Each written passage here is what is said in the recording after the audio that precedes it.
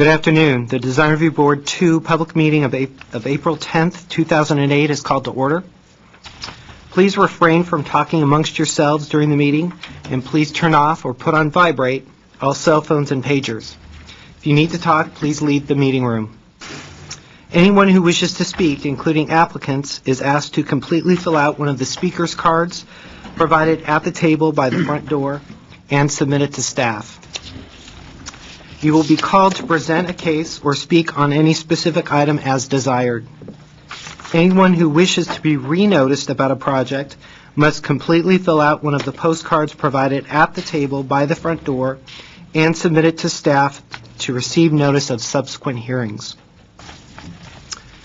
Current DRB agendas are available by calling our DRB hotline at 818-548-3171 or by visiting our website at www.ci.glendale.ca.us. A handout describing the procedures of the meeting, possible board decisions, and DRB reconsideration and appeals is available at the table by the front door. Please note that appeals must be filed within 7 calendar days of the DRB decision date. The chairperson may reorder agenda items at his or her discretion. Roll call.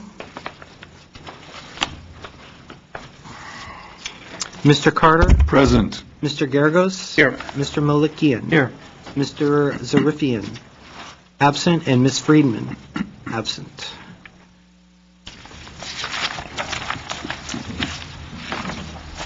Report regarding posting of the agenda. The agenda for this meeting was posted on the bulletin board outside City Hall at or before 5 p.m. on April 4th, 2008. Oral communications. Is anybody in the audience wishing to speak on an item that's not on the calendar today? We don't have any cards. No cards? Great. Okay. Seeing none, we'll move forward. We're actually on the review calendar, but actually before that we need to elect a chairperson pro tem. Oh. I thought we already did this last time. We do it every time? We do it every time? Oh, really? Oh, wasn't at the last meeting. You were? I didn't know you did it every Okay. meeting. Yeah. Okay. Nominate Is that sufficient to do it once? Oh, We can, Do it again. Let's do it again. Yeah, that's just fine. That's what to make it I official. nominate Mr. Malikian. Okay. second that nomination? Motion was made for Mr. Malikian, DBA, the chairman pro tem. Roll call. Until the return of the chairman. Thank you. Roll call. Mr. Geragos. Yes. Mr. Carter. Yes. And Mr. Malikian. yes. Thank you. We're on to the regular agenda. Okay. As far as the staff announcements, it seems like we do have a staff announcement, but I think we'll just move it after the... I can say that now, or I was just going to save it under the discussion items. Staff is canceling April 24th, the next meeting of Design Review Board 2. So you all do not need to attend that evening. Okay. And are we going to talk about the report for the DRB presentation? We mentioned that last time. Or, I think we'll wait to the end of the meeting. End of the meeting? Mm-hmm. Okay, then we'll do that. We're going to get to the calendar now. Start with the design review cases. The first one, 2 PDR 2007-075-A, 1960 Starvale Drive. Good afternoon, Mr. Chairman, members of the board. The project before you with the case number 2 PDR 2007-075, located at 1960 Starvale. This consists of addition of a 203 square foot semi-enclosed carport and 1,757 square feet veranda to all floor of the existing 3-story single-family residence. This is in R1R floor area ratio District 3, and the lot size is 16,311. The project will not increase the number of stories or the 28 feet height of the existing building. No grading is proposed as a result of the new verandas, and the setback remains in compliance with the code requirement. A variance was granted on December 13, 2007 to allow this remodeling of existing single-family residence, including the top floor, which is legal non-conforming, that since it exceeds the allowable number of story in this zone, which is 2 maximum. No increase in the floor area ratio of the house is proposed, with the exception of the entrance porch and the carport veranda in the front. All the proposed verandas are at the back of the house. The house may appear modestly larger but not much bulkier due to the openings in the verandas. The appearance of massiveness is minimized since the roof does not extend over the patios. Architectural style of the existing house is French Normandy on the front and unidentified at the rear. The proposed Mediterranean eclectic style creates a more harmonious and consistent building facade on all sides, which greatly enhance the existing structure.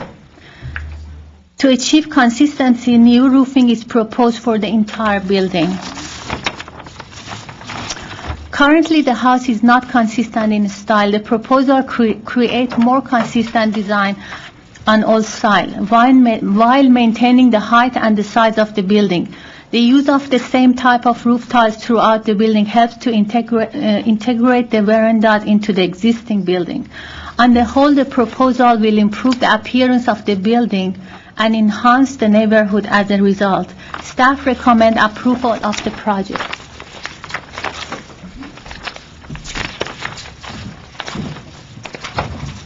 Basically, the additions are, this is the carport, this will be the semi-enclosed carport, the entrance port, and the veranda at the back.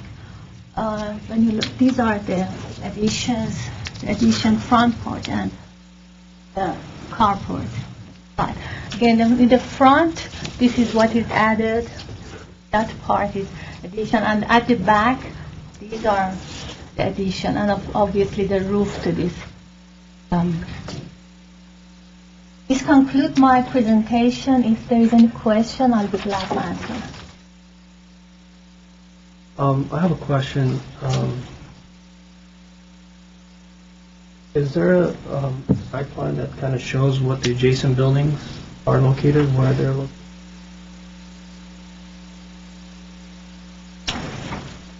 I want to know the relation to the veranda, of how far it's sticking out from the adjacent building. Well, yeah.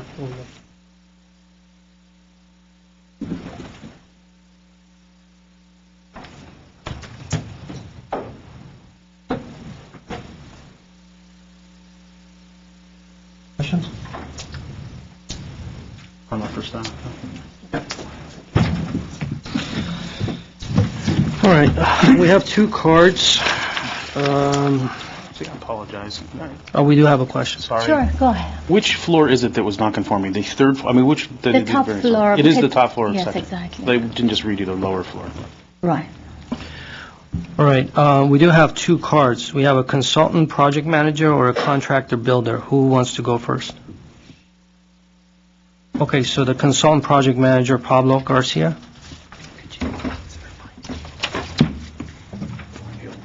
Hello, good afternoon, Chairman, Board. My name is Pablo Garcia, and I'm the designer and consultant on this project. This project, actually, we've been working on it for about a year, and given that we had some problems with some of the previous staff, the project was put on hold for about 6 months until we found out. But then we went through a zoning variance for what exactly, it's a downhill lot, so by nature it's three stories on the back. The primary function of the project was to really revitalize the design of the house. Right now, it's got kind of a French Normandy look to it that is sort of just along the facade, and it really doesn't add any more character to the house that the owner wants to provide. Along with that, along the back side of the house, there's a great vista, and there's really uninterrupted views all 180 degrees. So we took that into account when we redesigned the rear facade, and to add some breaks into the facade and provide some additional outdoor spaces for the family. Since from that point on, it's pretty much a clear drop. If you like, I brought a couple of site neighborhood maps as well. It's the same one. And what that kind of gives you also an idea as you drive up that hill, what you are encountering as you're driving up. We did have a big challenge on our hands in terms of trying to figure out the appropriate scale of the project, and given the context in which it's at, I think it fits in pretty well, and also maintaining some of the character of the neighborhood. So with that, if you have any questions, I'd be happy to answer them. I think we have a couple of questions. Yeah, just a couple. Was the veranda on the variance submittal? The veranda on the third floor? Yes. That was part of the variance Yes. submittal? Yes. So he's approved to have that? Yes, Yes. and in addition, we did work with Edith on that rear veranda, and we did a couple of iterations of it to try to also conform with what she thought was appropriate on a hillside facade as well. So that was approved, yeah. So there were discussions about the view angle from that? Yes, they were proposing to extend the roof of the building over the verandas, and at the variance, the ZA asked them not to keep the roof separate in order to minimize the Minimize the- massiveness appearance. Okay. And Pablo, and a staff, you alluded to a history with this with staff of over a year. Was that roof line, was that essentially No, were you? what he's referring to, there was previously a case planner who is no longer with the city, was in charge of the case. What happened is that they assigned the case to a planner, and he resigned, and we were never informed. So it kind of sat around for about 2-3 months. Oh, okay. 3 months. So On that same vein, because I'm sort of attentive to procedural things, this was continued because it hadn't been posted. Was that some kind of, could we have helped with that? Is that what? no, that had nothing to do with you. It was more Just a forgetfulness or? No, what happened? We moved our office recently. When we got the submittal, then we got it a little late as well ourselves. Okay, because I want everybody to get their projects in a timely manner, so I want to make sure it's nothing on our side that. No, not at the end. Okay. I was wondering, is there any photos available from the back? Because I wasn't able to see the back. We did do an office hike, and we went along the wash in the back. It's really difficult to get a head-on photo. We did hike down the trail, and we managed to get the best available pictures, where the only thing you really can look at is just the roof line. We proceeded to drive across to the other side of the hill, and we couldn't get a straight shot of the house, but we did get some photos of the neighboring, which you could see them, and we indicated what areas where we're taken from. You said a couple questions you want to ask while you're Yeah, looking. no, go ahead. Okay. Overall, I think it's nice. Some things I'm a little concerned about. Basically, what we're doing is putting a new skin on the building. Correct. And so consequently, I think a lot of what's going to pull this off and make it feel like the drawing is going to be those details. Correct. In terms of how it's done. And I'm, just a little concerned about how that, the Charleston's going to be done in the back. It looks, like straight post up onto a beam above. It's going to be pretty. I'm wondering if it actually means to be that simplistic, or is it going to have, some other detailing to it? No, it's the wood members themselves have some detail to them, but it was meant to be a lot, not to be over embellished, yeah. But it is going to be a rustic feature, yeah. Do you know how you're going to do that attachment? Do you know how you're going to do that attachment, the column to beam attachment? The post to beam attachment? Correct. Most likely, it's going to have to be with metal brackets. I'm not. You try to conceal it, or are you going to show like a? We're gonna express them, and try to figure if we're gonna use either try to go with some kind of wrought iron design or if we need to. But to be honest with you, I haven't gotten to that point yet. And Yeah, because I think, the thing about it, it's going to be all the detailing on it that makes it, and I just would think it would be unfortunate if it's a whole bunch of CC brackets on all the bunch of buckets going 820, across the back. 835s everywhere now. Yeah. Yeah, I don't. Because it looks like it could be just a bunch of brackets, CC caps on all those posts, which I think would be unfortunate. The other thing is, I think it's nice you're sort of taking it to like a Tuscan feel, which I think is great. I'm not sure why you're doing that sort of stone wainscot on the bottom as opposed to, taking that lower section with the garage doors so that everything on the first floor has stone on it. Treating it more as like solid elements as opposed to the wainscot. I think the wainscot makes it too minimal. I don't think. You mean on the front? Yeah, on front.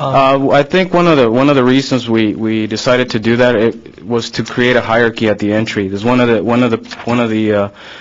problems that we saw with the current house is that it didn't really have a stout or an announced entry, and that was just to balance that out.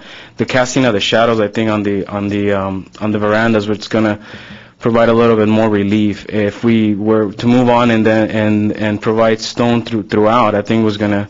Oh, not throughout. No, I'm just saying if you. It just seems like this is out of scale, to that. And then if the stone was this element.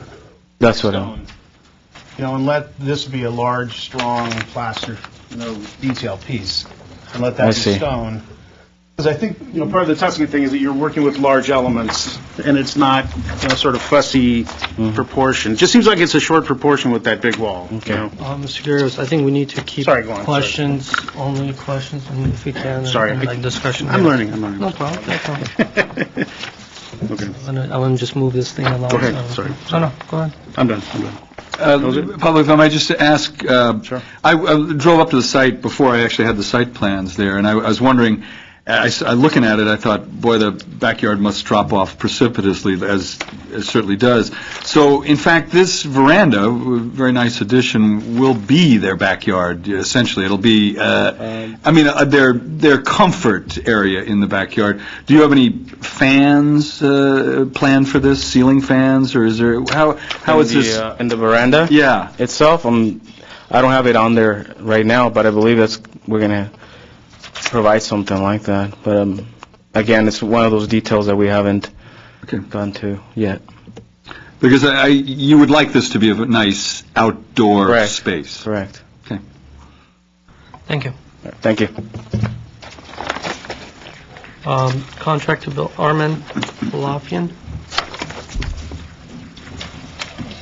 Good afternoon, members of the board and city staff.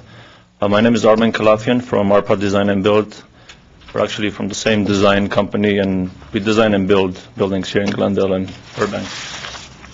The challenge of this project was to work with a facade that was just, if you notice all the existing, all four sides, they were just 2-story, 3-story straight walls. So the challenge was to break all those four walls and have a facade where it's pleasant to look at, and Pablo's pictures show all the homes on the street. They're all 2 or 3 stories on the street, and most of them have this straight line. And if you notice the street side, the elevation, we're adding that fourth car garage, which is not going to be a garage, but from the street it has that element.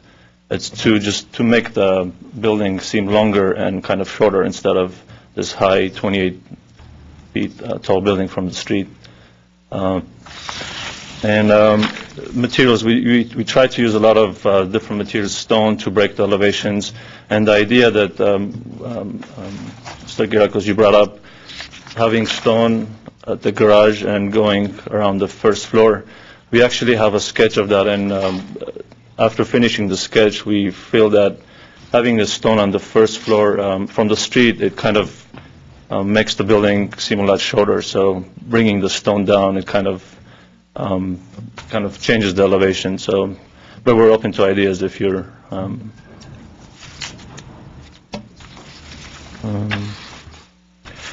And like Jaleh mentioned, we are not adding any square footage.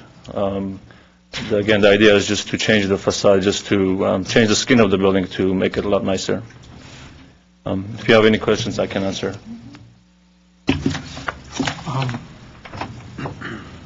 No questions? Thank you.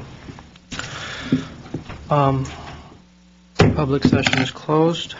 It's open for discussion amongst ourselves now.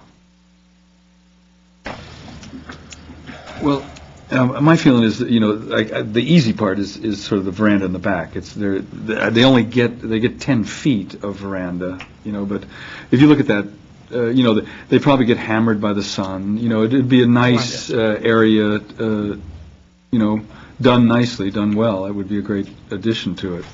So that leaves the front facade, which I've thought less about actually than but so I'll be interested in your remarks about that. Yeah, I just had to add one comment about the stone. I think it's a nicely done project. Like I said, I think it's going to sort of sink or swim in terms of how the details are done. Mm-hmm. So I don't know how you guys want to address that, if you want to address it. But. Well, I agree. I think I've seen some of their previous designs, and I think they do a very nice design work. And one of the things, the tendency of the designers are that they really get into the detailing of the project. And my previous comment on the last project that we saw was that, in order for those design that it was presented in front of us to work, the details were essential to make sure that the details, and I think the same thing with this. I think the quality of the design has to be kind of followed with the details that it's going to get carried this through.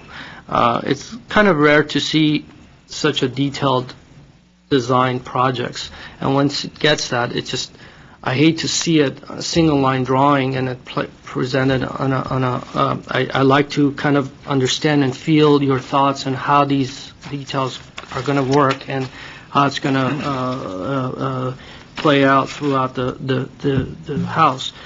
My other concern is that you're in a fire zone and you're using a lot of wood, and I'm not sure how the fire department feels about this. I know for a fact the fire department has restrictions on using wood and a lot of these details, and I'm not sure, there's nothing here that talks about the thicknesses and the fire rating and whatever that has been reviewed by the fire department. So I have a concern on that, and once they're done with it, are we still going to have the same design and look once they're done with?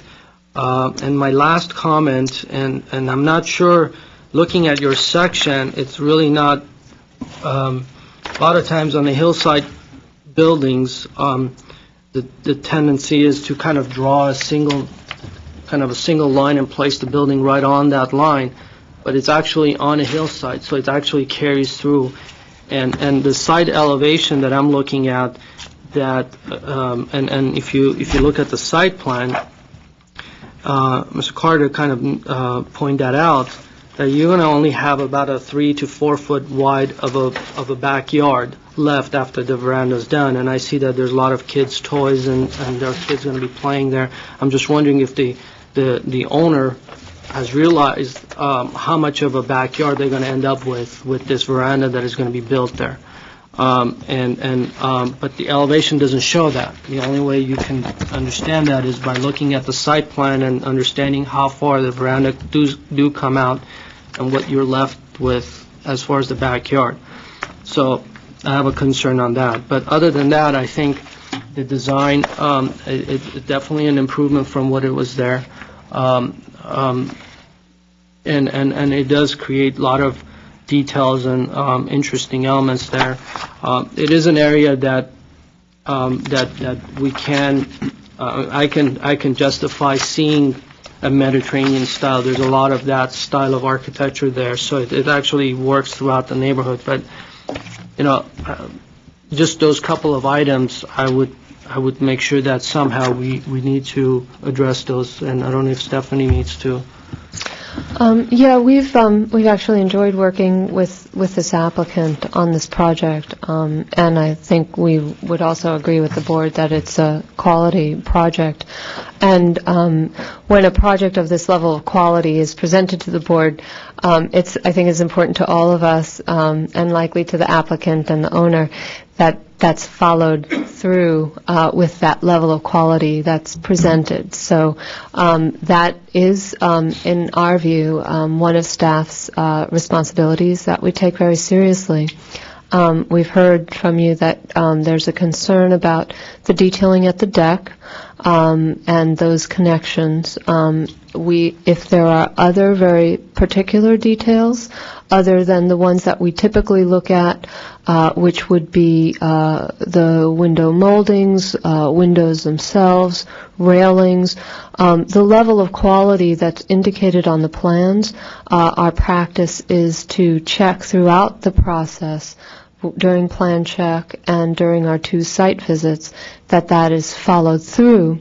If there's information that you're interested in that's not on the plans, if you condition that, pay attention to this, that, and the other detail, then staff can watch out for those details as it moves through the process.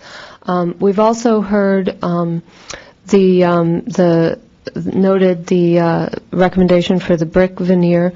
That's something that can also easily be conditioned, but we just want to let you know that staff does feel comfortable to continue to work with this applicant in regards to the fire issues. We believe that this, because there are no combustibles on the roof, we don't think that there are big issues with fire, but just as any project, as it moves through the various requirements of building and safety and fire, if there are significant design changes, we have a commitment to bring it back to you. Okay. Well, and any exposed wood in the fire zone in the past, it has been an issue with the fire department, not just the roof, it's just throughout the building.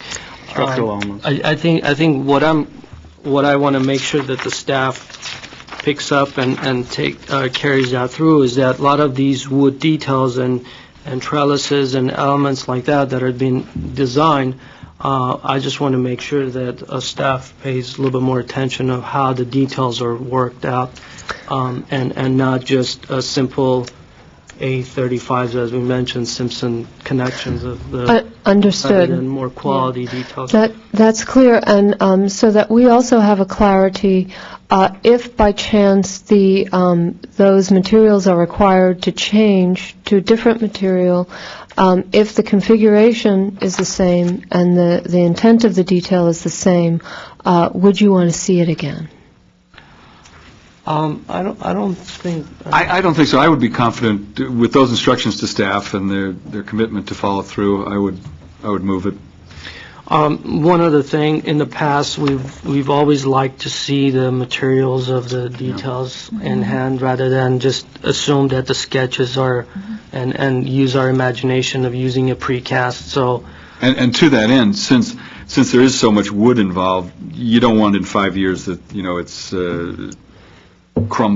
creaking, and it is a wood project in a way. So, if I may add, when this project was considered for variance, we sent to different departments, including fire department, and there were no major concern.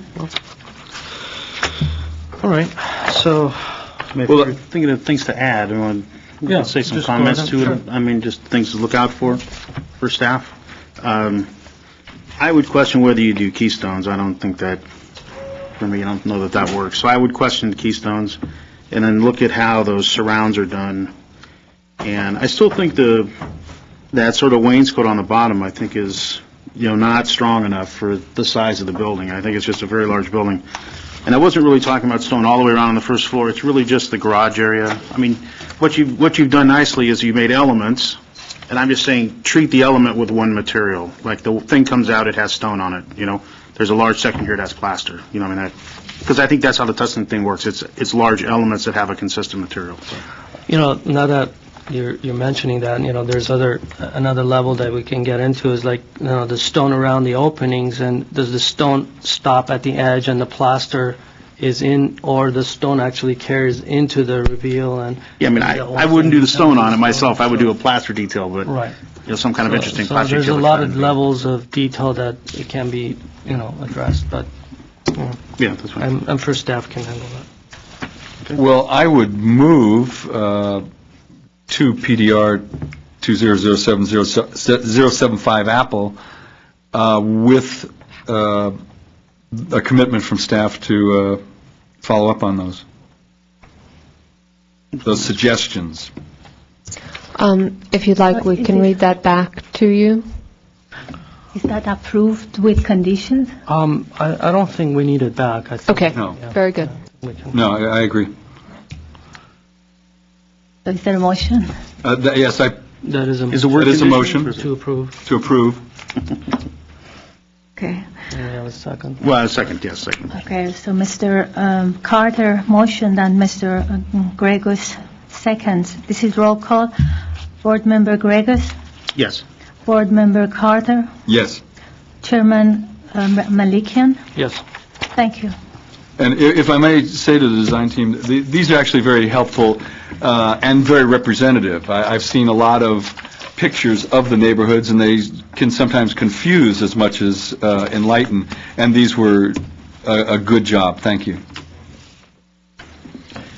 All right, let's move on to the next one. 2 PDR 2007-138-A, 3331 Honolulu.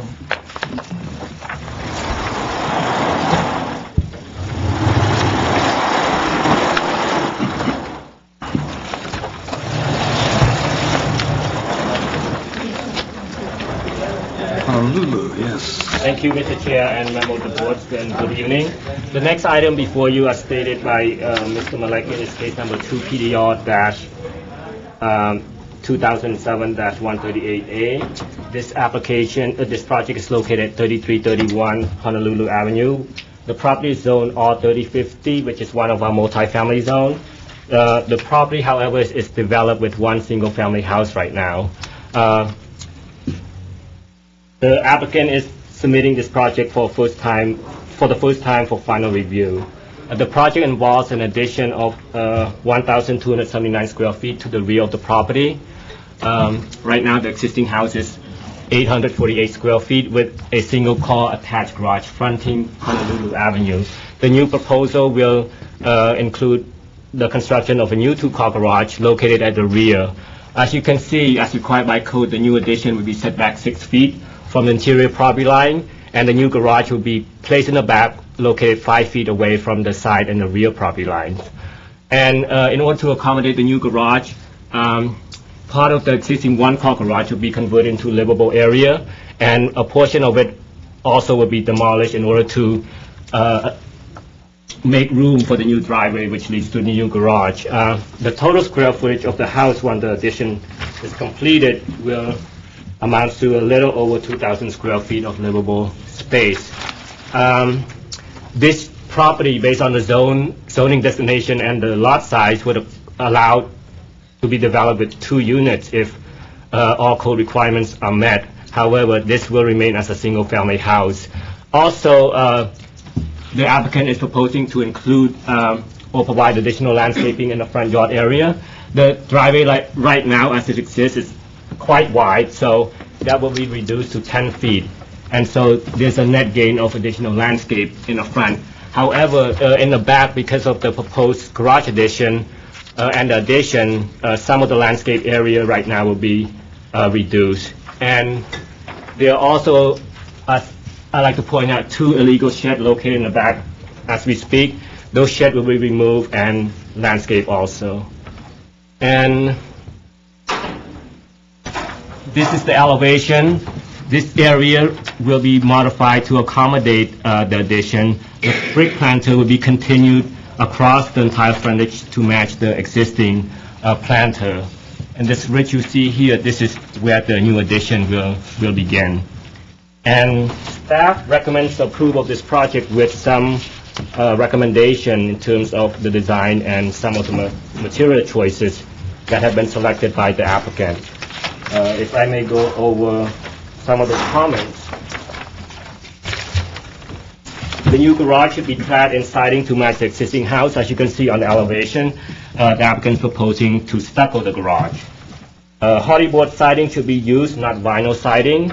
Right now, the existing house appears to have a combination of sidings. There's some wood sidings as well as vinyl sidings, which may have been replaced previously, the damaged siding. So there's some mismatch in terms of the siding material. Wood windows or fiberglass windows should be used on the front elevation. And all sliding windows shown on the elevation should be changed to double hung to be consistent with the overall style. The living room window we're saying should be fixed.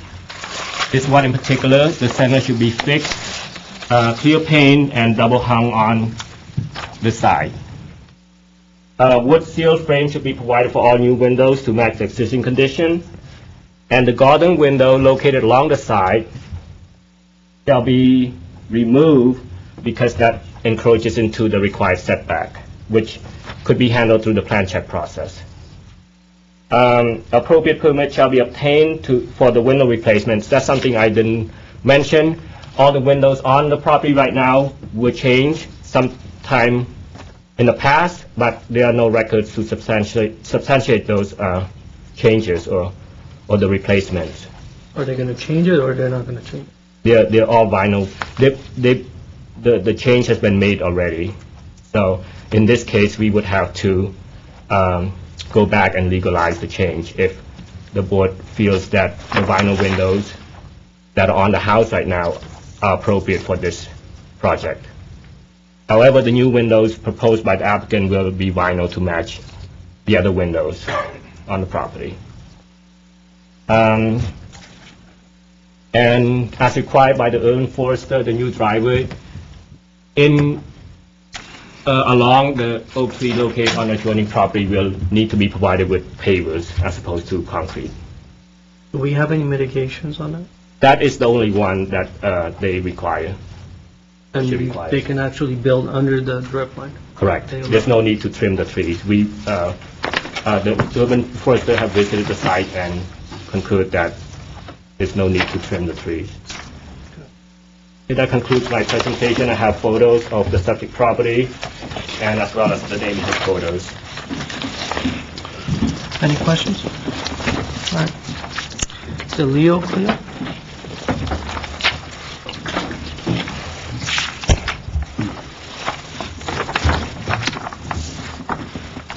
Good afternoon. My name is Leo Cho. I'm the architect of record for this project.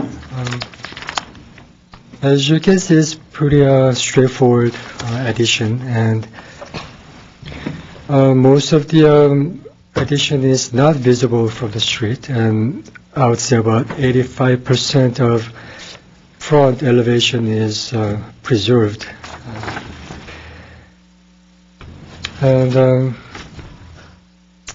And we try to keep the existing characters as much as possible throughout the addition.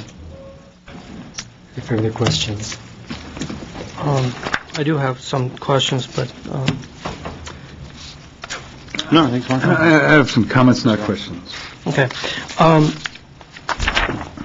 have a question in regards to the roof structure. Yes. On your rendering, it's very clear, and also on your elevation that kind of follows through on what your rendering is. It's a very simple design, so I have no problem with the design, and I think you came up with a very nice solution. The only problem is that you got this substantial overhang, which when you look at the existing, there's hardly any overhang. So you brought this thin plate or this plywood sheeting out maybe 3 feet. Now, what it's going to do is you're going to end up putting these rafters or some sort of a support for this roof. And once you do that, then my question is, how do you address the rest of the overhangs. I mean, you have a substantial amount of overhang on these walkways that it's not going to get supported with thin sheet of plywood. So, Yeah, I guess that's missed in the rendering. There should be outriggers and there should be... okay, now, if there's an outrigger, then how are the end pieces of the, these pieces right here, the overhangs that occur around the perimeter where you don't, outriggers, I understand that will come out, but what about this roof, let's say? Are you... That portion is an existing roof. And the existing roof, you are modifying that somewhat, but what I'm saying is, it can't just come out with this thin of a material. You need to have exposed rafters or something there that will support it. So, and if that is the case, if that's your solution, then, going back to the previous project, when you have exposed rafters in the fire zone, you need to have rated soffits or so that detail needs to be worked out. So, the other question, now you indicate that there's new landscaping in your rendering, it's just coming up with more lawn. So is that what you're proposing when you're saying new landscaping? In place of the... Right next to the driveway from the entry, at the front of the entry. Is that, you're adding more lawn? Is that what it is? Okay. So that paved area is the paved area in front of the planter is gone, okay. You're showing existing paved areas, but the new landscape is just the driveway. But you're actually going to be landscaping the area in front of the planter, right? Am I reading that right, rather? Yes, that will continue. Okay, so where it says existing paved area in front of the planter, that would also be landscape.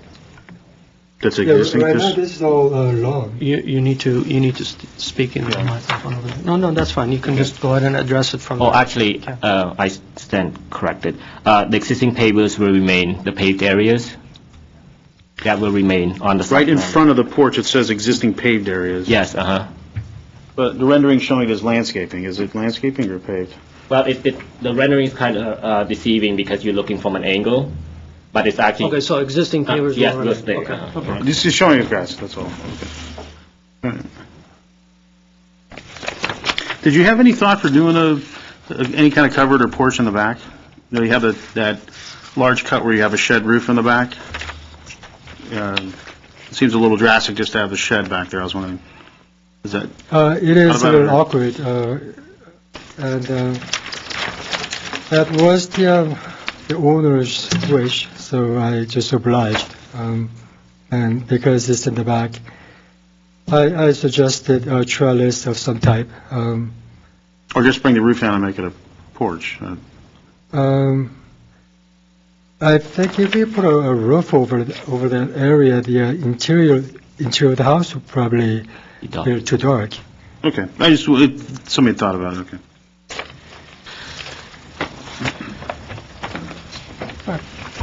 Thank you. Thank you. Oh, we don't have any more cards. I'll let you go first this time. Oh, great. You made a comment in the staff report, which I think is great, about putting the siding on the garage.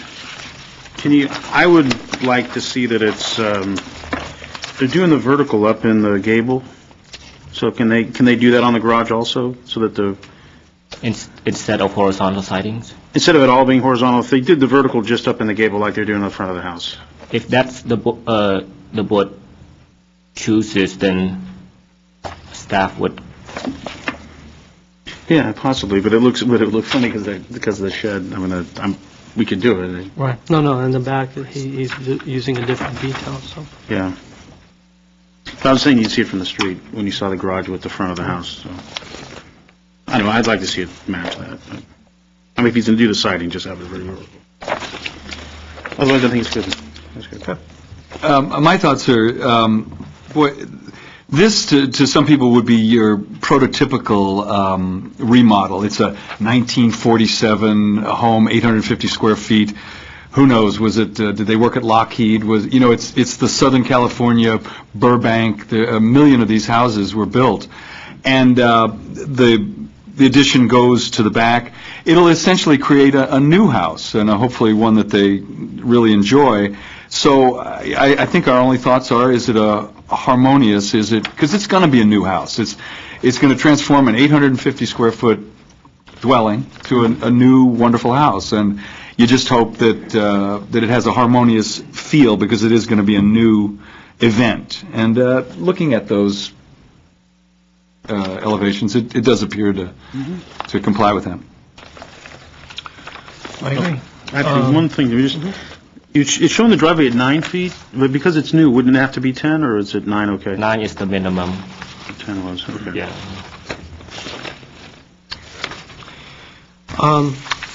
Going down the list of the recommendations, I think I want to just comment on pretty much all of them. New garage, I agree. I think we should do that, and I think Mr. Gerdos had a great point in regards to the siding. Hardy board, I agree, and I think fire department will like that also. Wood windows or fiberglass windows, that's something that maybe we want to talk about, being that the existing, I don't know what percentage of the existing windows are going to remain, and how much of the new can be matched to the existing. So that's my concern also. All sliding windows shown in the elevation should be changed to double hung, which is, I agree, and we should do that. Frame, provide new windows to match, I agree on that. The garden window in the kitchen, I have no problem with that. Appropriate permit shall be obtained, and that's fine. Just the additional comments, I think the detailing of the extension of the roof, I think that's going to be critical, and I'm sure you can come up with a nice detail. So I want to make sure that the staff looks for that when the plans come back for the submittal. Are you referring to your original comment about the overhangs? Yeah, and what he's drawn, it's not possible. Okay. So you're going to need a support. So how that support is drawn, I think it's going to add a little bit more character and some detailing there. Also, a recommendation, being that the addition is going to be maybe 20% or 30% larger than the existing house, I would consider this a substantial addition, so I would recommend a landscape, professionally landscaped, being that front of the house is bare and just lawn, and I think it governs for some sort of a landscape design in the front and somehow, and I don't know if you want, and that's just a recommendation, it's not a condition, so I think it would be really nice to enhance the look of the house, and this is where I need Mr. James and Laura to help me in that. But I think having said that, I think it's a very nice design. I think very tasteful and thoughtful, and I wish a lot of people that some of the people that do come in with these small homes and they want to make the addition, make it as appropriate as this. I think it's very nice. I concur with that. I'll entertain a motion. Your turn. Okay, I will move to approve. What is it? 2PDR 2007138 Apple. I second it. With conditions, or the notice. Before I call the motion, just to clarify on Mr. Malikin's comment about windows on the front elevation, staff is suggesting that those windows should be wood. Do you concur with staff? Well, I don't know if I would go into the extent of changing the existing windows to wood, and I don't think it's in our purview to get into the area that they're not really proposing to modify. But I think what I would do is, and that's something that we can talk about, and I don't know if you want to... Because one of the window actually is new, that's fronting the street where the garage used to be. Okay. Correct. The bigger window, which is the living room window, is existing. However, that was changed without permit as all the windows. Yeah, I think we could ask for the front to be consistent. I don't know, I wouldn't say it had to be wood, but I think they should be I consistent. think wood or fiberglass is But is consistent, something along the consistent. front. Okay. So it'll be up to them. Okay. So I have a motion by Mr. Carter and a second by Mr. Garagos. This would be roll call. Mr. Garagos, Yes. Mr. Carter, Yes. and Chairman Malakian. Yes. Motion passes. Thank you. Are we okay to go on, or do we want to take a... Which is the next one? What do we, Raymond? We do Raymond. Raymond? Okay. Let's do Raymond, and then we'll take Yeah. the 5-minute break. Okay. So, is the app, you're the app. Yes, the applicant is... 1-PDR 2007-147-A404 Raymond Avenue. Thank you, Mr. Chair, and again, good evening. I'd just like to make a quick correction on the case number. There's a typo. It's actually 2-PDR 2007-147A, since this is Board 2 hearing the case. Oh. So that was a typo on So the first on number my is part. actually tells you which board it's... Correct, Oh, I uh-huh. see. Okay. Well, that's good to know. This next project before you is actually a fairly simple project. It's a construction of a new accessory building to the rear of the property. The applicant is not proposing to make any changes to the existing single-family house, nor the other building located behind that house. This is simply a non-livable area, mainly used as a workshop and or a storage facility. So again, the existing house exhibits characteristics of a transitional craftsman. The applicant is proposing to match or carry the same type of look on the new structure. This structure is meeting code. Again, the property is located in an R30-50 zone. It's a multifamily zone. A structure of this type is allowed. However, the board is reviewing this case because it's over the threshold that staff would have the authority to exempt over the counter. The threshold is 700 square feet. The building proposed is 914 square feet. So that concludes my presentation. Can you comment on the, or talk about this, that steps should be taken to resolve the illegal modification to garage and addition of second unit to the garage? Well, according to the site plan provided to staff and a record search, this rear building is being labeled as existing unit and garage. The record that we have in building and safety does not reflect that. This building the record reflects as being just a garage, so there's no record to substantiate a second unit. So staff could only conclude that that second unit at this time is unpermitted. If it could be legalized, then the applicant needs to go through the appropriate step in providing staff with appropriate drawings to legalize that. But if it's not legalized, then it needs to be converted back to a garage. So even though we're looking at a project in the back and there's an illegal Correct. section of the The project, we still need to continue this, or should we? Correct, because there is no nexus between this building and the illegal building, being that they're two separate structures. If the proposed project is attached to the building that has illegal elements to it or illegal work, it would change the whole situation. Then the applicant would be required to legalize the work that was unpermitted before continuing on with the proposed project. Can I just ask, what are the parking requirements for this property? What are... The parking requirements, well, it all depends when the project was constructed. So I'm assuming, based on site visit, it looks like the property was built with a one-car garage. Right now, there isn't even a one-car garage. It has been, the front, the door has been removed. Right, because when I visited this property, they were actually parking on the front lawn. So parking is a consideration at this address, so... I don't know if parking on a front lawn is, Well, that's not allowed. to okay. code. So, if I saw this property, I would tell people they're required to have, how many any parking spaces? Per today's code, at least 2 parking spaces are required, but And could that be accomplished in the driveway? no. No. Parking spaces per code means A they need garage? to be enclosed in a garage. Oh. And they don't have a garage?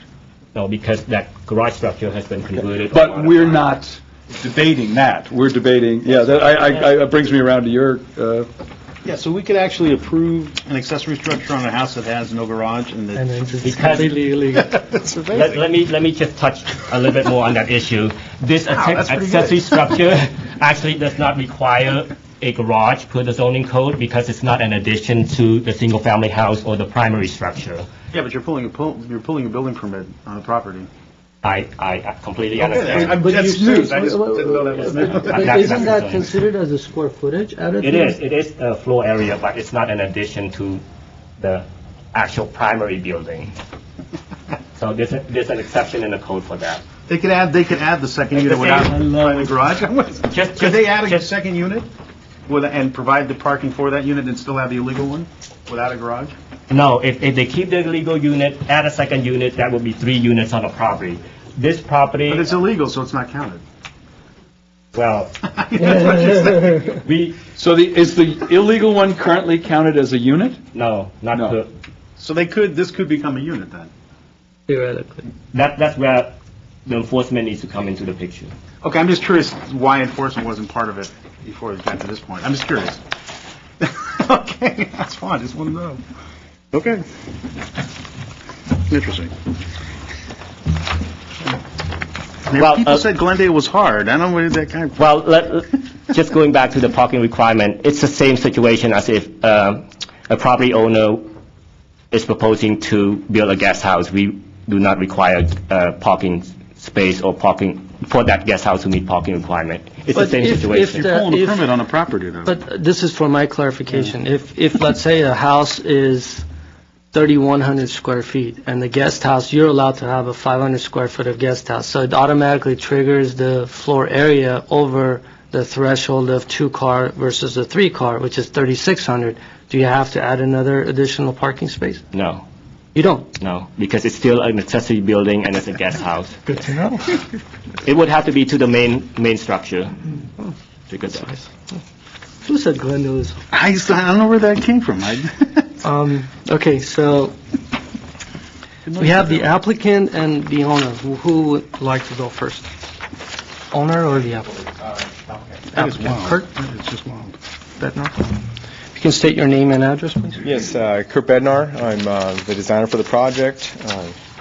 And I just have to say good evening to commissioners and board member and staff. Thank you for your work well done there, because it was, from the very beginning, one of those projects where when I first brought it on, it seemed like a very simple project. And as I'm doing my due diligence on the project and trying to figure out what's here and there, I immediately said, you know what, this one has to be one of those days where I have to call Howard and let's find out really what is going on here. And this is what we came up with. So we worked closely both with Howard Mellis and Rather to make sure that we were within the boundaries of what we could do here, and paid special attention to that, and came up with the design that we have now. Originally, it was going to be trying to maximize setbacks and everything else, and we decided just to go straight forward with a very plain and simple design. Essentially, it's the reason why we have it is because we do have some things that are out there in the back area that need to be covered and stored, and it's out of necessity, really, to keep these things out of the elements and keep a nice, clean area in the backyard. I did raise an eyebrow, too, when you mentioned that somebody had parked out in the front. I looked at my client, and he said apparently one of the people that are renting there was moving some furniture, and they put it there for, I guess, that afternoon. And it's not a normal situation there. Where There was nowhere else to put it. Yeah. So I don't know how that situation goes away. You couldn't park another car anywhere. within 150 feet, so. So I just wanted to bring that to your attention. Again, we wanted to stay in close character with the existing buildings that are there, so to match both materials and architectural style. There isn't too much to it, but at the same time, it helped keep it simple and straightforward. So if there's any questions, I'd be happy to answer those. Yeah. Is the intention that that's a garage door for vehicular or not? It's to be able to move Just move things material back in, up, yeah. not as a garage? No. Now, I'm not sure about this, and I wouldn't know until I open the code and requirements. You're showing a window on the west elevation, and it seems like on a smaller scale that existing unit/garage has windows. The spacing, the openings within that you've kept the buildings apart, does that meet the building and safety code that the opening? Absolutely, Okay. absolutely. All right. Yeah, we're right at all of those, and that's why I pointed them out in the site plan to show just exactly what those dimensions are, including the overhangs. It's not just building a building. So, yes, we do meet that. All right. Thank you. Sure. Mr. Chair, I neglected to mention that staff received an email from neighbor, which I've made copies and placed in Yes. front of you. Yes. We had a time to, would you like to hold the discussion until we read it? Or have you I have read this, You read it? but if, Okay. we can hold the session, yeah. Yeah, okay. So, okay, thank you. Okay. Next, Richard, would you like to speak? I can't read the last, well, sorry. From the records that I have, and we've owned If you can state your name and address. my please. name is Richard Winger. I live at 319 East Cedar Avenue, Apartment H. I'm the owner of the property. Yeah. And from what I've gathered, the existing house that is on the front of the lot was moved there in 32, and it was from the Figueroa district. And little structure in the back was existing at that time, and there was somebody living in it. And right now, I'm just using that structure for storage. And after I get the garage built, then I plan on bringing it up to code and renting it. And any questions? I guess the only question would be if you turn that into a unit, then is there space to do the garage and stuff? Or, yeah, whatever. That's not Okay. part of the Yeah. Okay. proposal, so, okay, thank you. Okay. George? Antibalian? Good evening. My name is George Antabalian. I'm the neighbor adjacent to this property in 408 Raymond Avenue, along the northerly property line.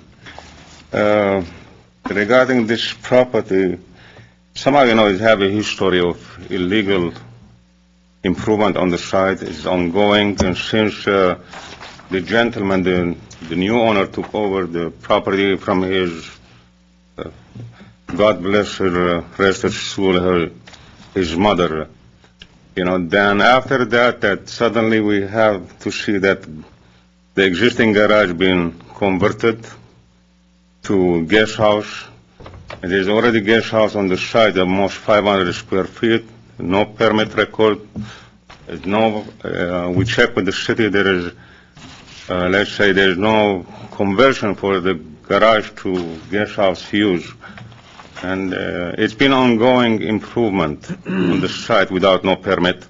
At one point there was the city attorney office, they took action to clean up the site from dismantled car, and bunch of more than 12 or 16 car was sitting on the site.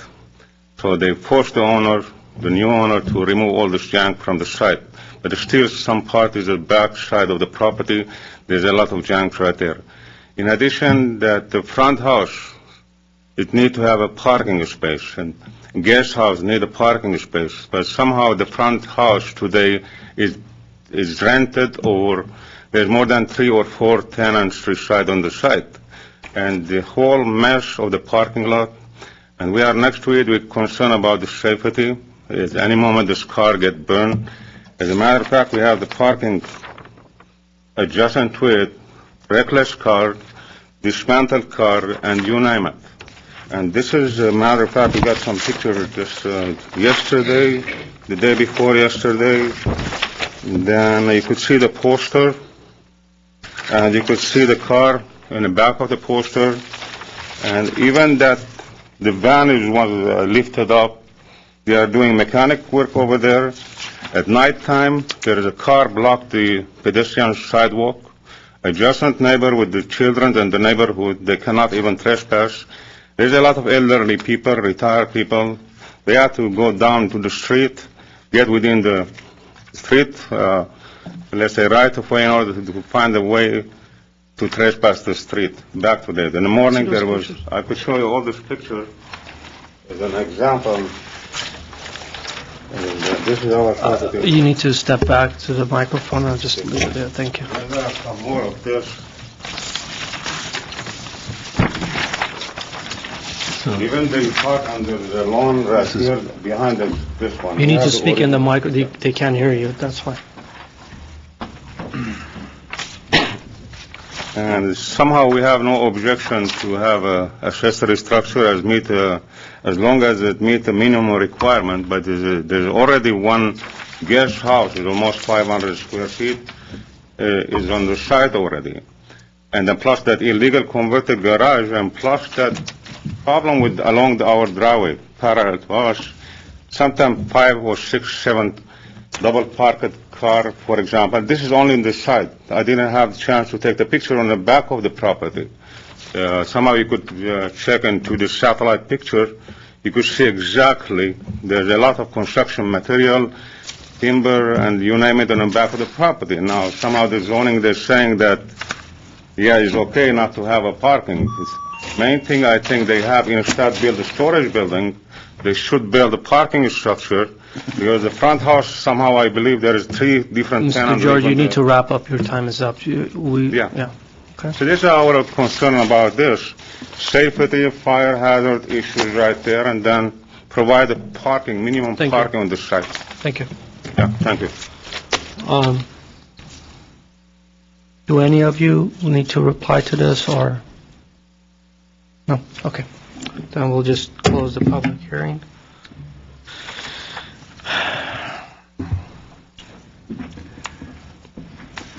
Well, let me just open with, and thank the owner actually for his candor in saying that his intentions eventually are to make the illegal building a dwelling unit.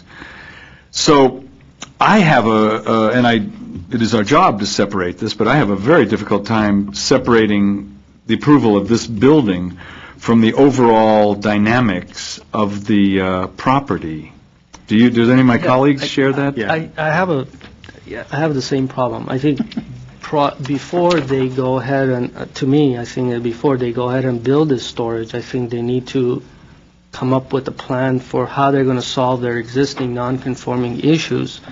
And that's the thing that I'm not sure how we can, and maybe we would have Scott Howard comment on this, and I don't know, someone from the city attorney office, and I don't want to, and we have in the past requested a legal interpretation of this and how we can go about this. I definitely need to. So, I'm curious. I think we're double checking the code for you. Okay, so I think I don't know if you feel the same. I have no problem with the structure, but I think if we approve this structure, we're adding issues on top of something that hasn't been resolved, and that's the problem that I'm having. And I think I would have liked to see a phase two kind of a sketch saying that, okay, this is our phase two. Once we build this, we're going to move our storage space into this, and then the phase two, you'll see us back here with this conversion, or some sort of a good faith kind of a commitment of how they're going to. Yeah. But again, is it our purview, or can we just? Can we boot this to someone for some kind of a decision? Is that possible? I think. You need to decide this case on the merits of this case, On not this case, speculate correct. what could be in the future. So I guess it's a moral issue then. It's because you're giving us a real Salmonic decision here, because to decide the project solely on its merits is to pretend we didn't see the full site plan in a way, and I don't think we want to make a troubled situation worse. So I guess we're going to have to confer. Well, I think if we had the control over massing or appropriateness, does it fall under Well, that? It doesn't seem, I mean, that doesn't seem appropriate. The accessory structure is a no-brainer, Yeah. but I think the site condition is the problem that I'm having the same issue with, you know. Because the guest house would need a garage if they converted the existing one. And it's kind of. And where does that go? How does that fit in? Yes, thank you. We're looking at the intent of the code for under design review, and we understand where you're coming from, and we're looking to see if there is anything in the intent of this particular chapter under which you are performing that could help you and aid you in making a decision that goes perhaps beyond pure design review. No, we can't just simply. It's closed. We can't have it. So should we just give it a 5-minute?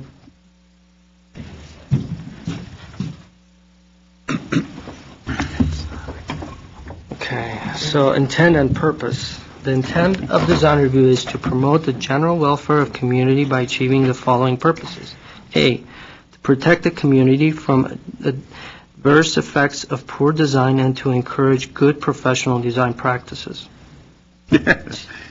Maybe. B, to enhance the beauty, liability, and prosperity of the community. Number 2. That's 2. I got 2 there. To encourage high-quality development. That's 3. To discourage poor exterior design, appearance, and inferior quality, which is likely to have a depreciative effect on the local environment and surrounding area. They got that one. I think they did. To encourage originality, creativity, and diversity in design and to avoid monotony. To ensure the compatibility of multiple dwelling projects with adjoining single-family neighborhoods. To ensure single-family design which is compatible with the character inherent within the surrounding neighborhood.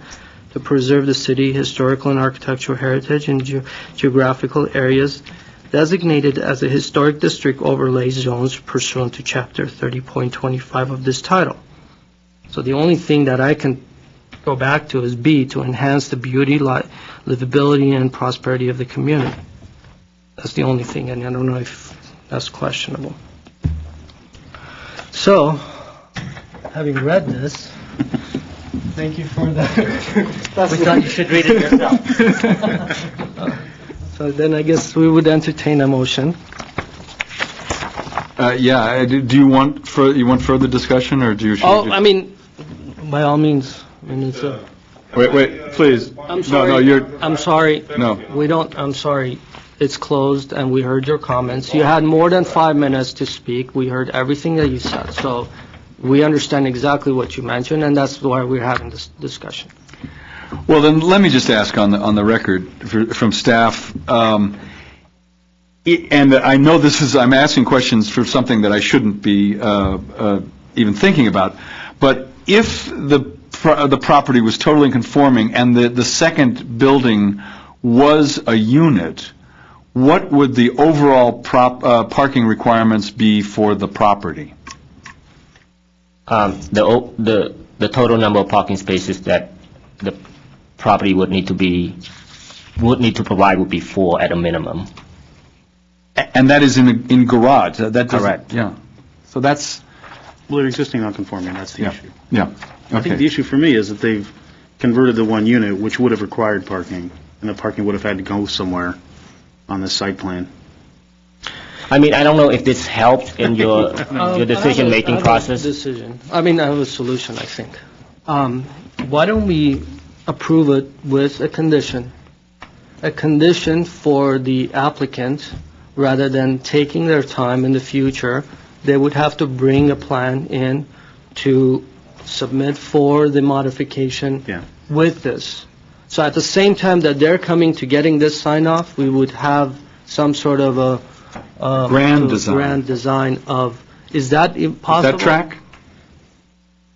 Would you repeat the question, Okay, please? my thing is that it's a condition of approving this project with a condition of, for the applicant to submit a Phase 2 plans with this, for us to be able to, and the staff be able to see that their intent and their goal is to modify and bring the illegal part of this project to code. Can we do that? Let me just answer that question. In this specific situation, if the applicant is interested in coming back to legalize the illegal work that was We just want to performed, expedite that process, that's all. the problem I see right now is that would be difficult because that second unit, that would not be able to meet code because of setback. That's the number one issue that I see. Okay, but they can convert it into a garage. Correct. The easiest solution would be to convert that structure back into a garage Right. as it was intended originally. Or They if could they come want to in and keep it as a unit, they can go through the variance process, whatever. they That's the need other to do. option. So we just want to expedite that process. Can we do that? You are asking if you could make a condition of a usage of another that structure on that property as a condition of approval of the design of this particular structure. I would say you would need to make a very strong nexus between the design of this particular structure and the use of the other structure. And let me point out, too, that the zoning code is in... We come across a lot of proposals every day that we can speculate that perhaps the intent of the applicant is not exactly as they put on paper, but we can never be sure about that. The only then mechanism that we have if they actually violate the code is to use our code enforcement process to go after them and take them to court. Okay, so what you're In saying other is words, we can't... we will, that's right. We cannot- will look at everything and the merits of everything as it's presented and as the applicant claims, and that will be what will officially be approved. And everything that they do that's not approved then will be subject to code enforcement and court. Well, couldn't we make, just like we would say it needed to go to fire, or needed to go to, It has nothing to To go do to with code this enforcement? project, and what they're submitted. The application is for the addition in the back, and we need to keep our comments to that. I guess that's Okay. what I'm understanding. And the passages that the staff provided, I mean, I guess this project comes down in our determination, would this, approving this building, be injurious to the overall development of that area? I do think that you could hang your hat on that if you had Yeah. to. I think you could, but do we think it's injurious enough? That's the question. Yeah. Well, I think one could thing we almost say can that. I could do almost say that. is,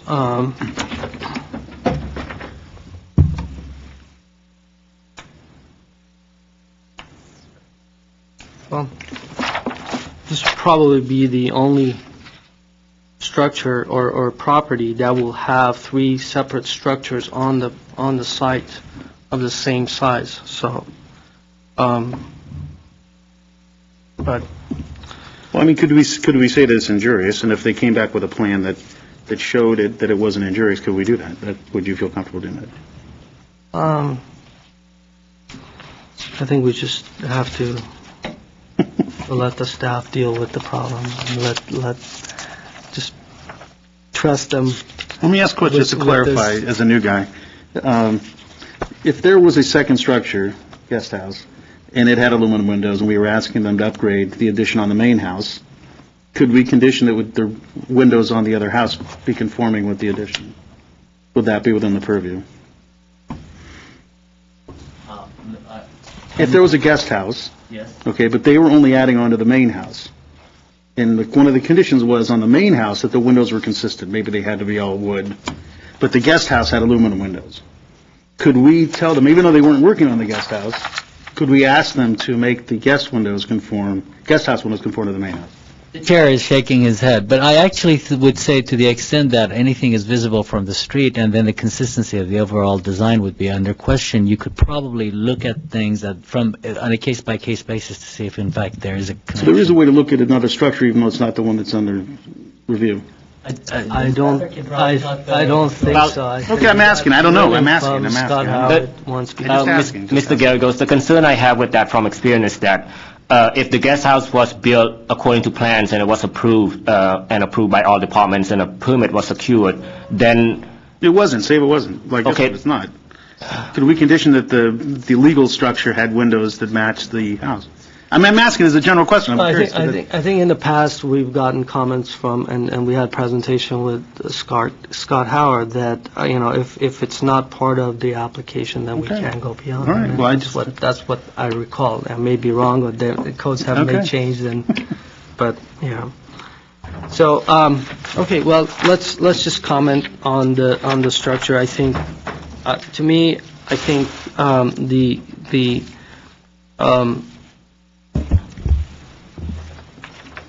the doors, they're using metal door for the garage. I think they need to be a little bit more higher quality, and also the window needs to match the front, and whatever, if it's wood, it needs to be wood, and rather than, it doesn't say anything about the window, what the type of the window is, so.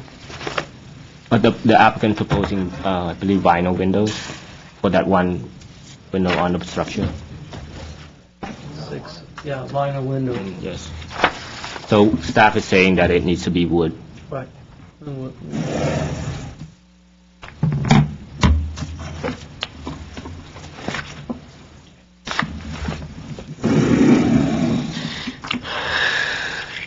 If there's no option, I would. Yeah, I mean, if that truly is, we don't have any control over it, then we have no control over it. I mean, it's crazy, but yeah. I mean, it's crazy that it's left to us when it should have. Yeah. I don't even know how they got this far, but the city, the easy city, Glendale. I mean, do you say that, be happy with all your illegal structures, but no more? Is it, like... Somebody make it, if you want to make a motion, somebody. Yeah.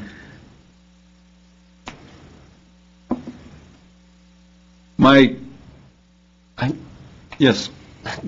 The other comment that I wanted to make is that possibly if now that the illegal work has surfaced and we have knowledge of it, staff could take the initiative, maybe work with neighborhood services. Well, that's what I was saying, and that's all I was asking, was that we do some type of notice. That's all I was asking, is that can we just make a notice that code enforcement would get it, or? No? We can actually put a tickler on the file that will alert the code enforcement That's really all of the different departments that actually have access to the database, that if this use is anything other than what's proposed here, that they need to be aware and Which is the only intent. I'm not trying to do it here. I just want somebody to do it. That was all. If this is the only place it hits, that's all. That was all I care about. That could be just an instruction to staff rather than a condition of the approval That's of the case. Perfectly fine, which is only my intent. That would be my only. Because I must be candid, when I went to this property, I said, this is a troubling situation. I couldn't even get to like imagining where the outbuilding was. There was this pile before you get there. So how do we do that tickler? What's the technique for a tickler? I think you've just We've done it? You just I didn't know if we need to be put it on record, and we will know. Okay, I make a motion that case number 2-PDR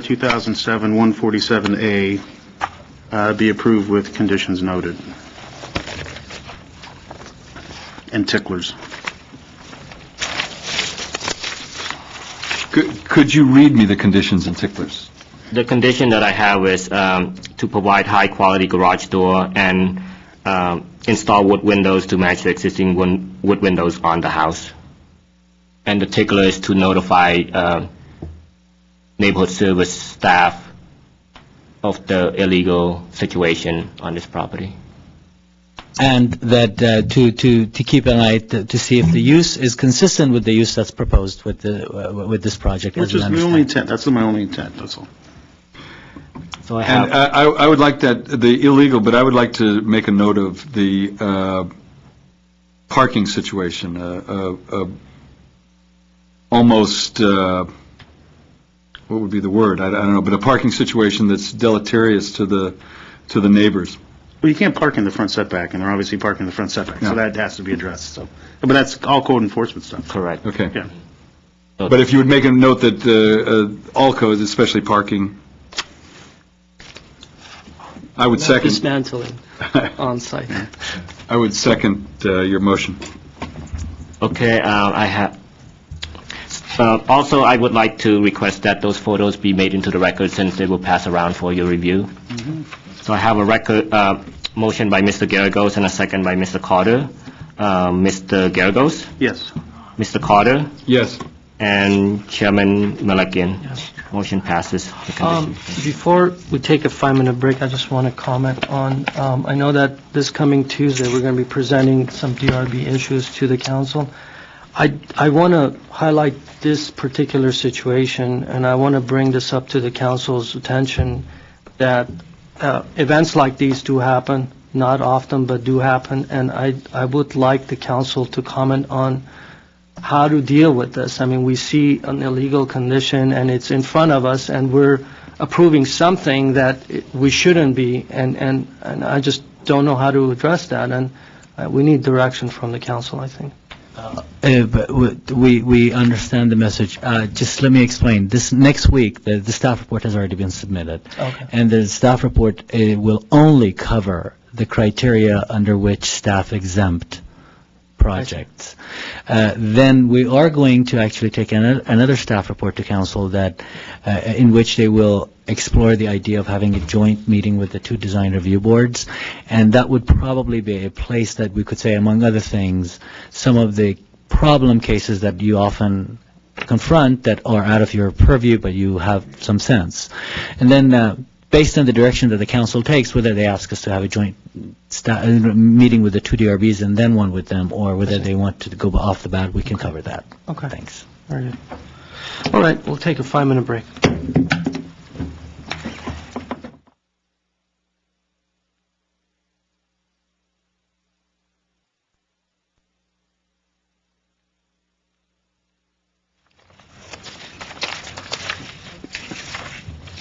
Okay, it looks like we're on. Okay.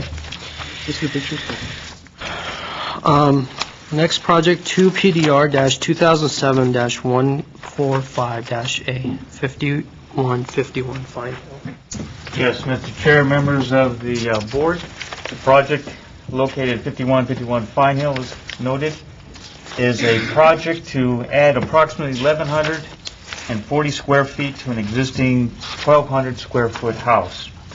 This will include a new 654 square foot addition to the actually creating a new second floor, 654 square feet. And they'll be maintaining their existing garage. The house is located on a cut pad lot. The street that the house is located on slopes uphill from south to north, and we have all these pads, and you can look in the photographs, which you'll see describes that. All the houses in this neighborhood and surrounding are in the R1 zone. To go through the staff report here, kind of highlight a couple of points for you. This neighborhood is known as the Dunsmore District neighborhood, 1940s and 50s. It's pretty much located north of the Foothill Freeway. Traditionally, there's no predominant recognizable architectural style. However, staff noted in the photographs in our site visit that the homes in this immediate block have a similar one-story traditional or minimal traditional ranch style homes, and they have similar types of defining features which we note in the report. And when you compare the house with its neighbors within 300 feet, we note that the house has moved forward about 3 feet more than the average. It is meeting code, though.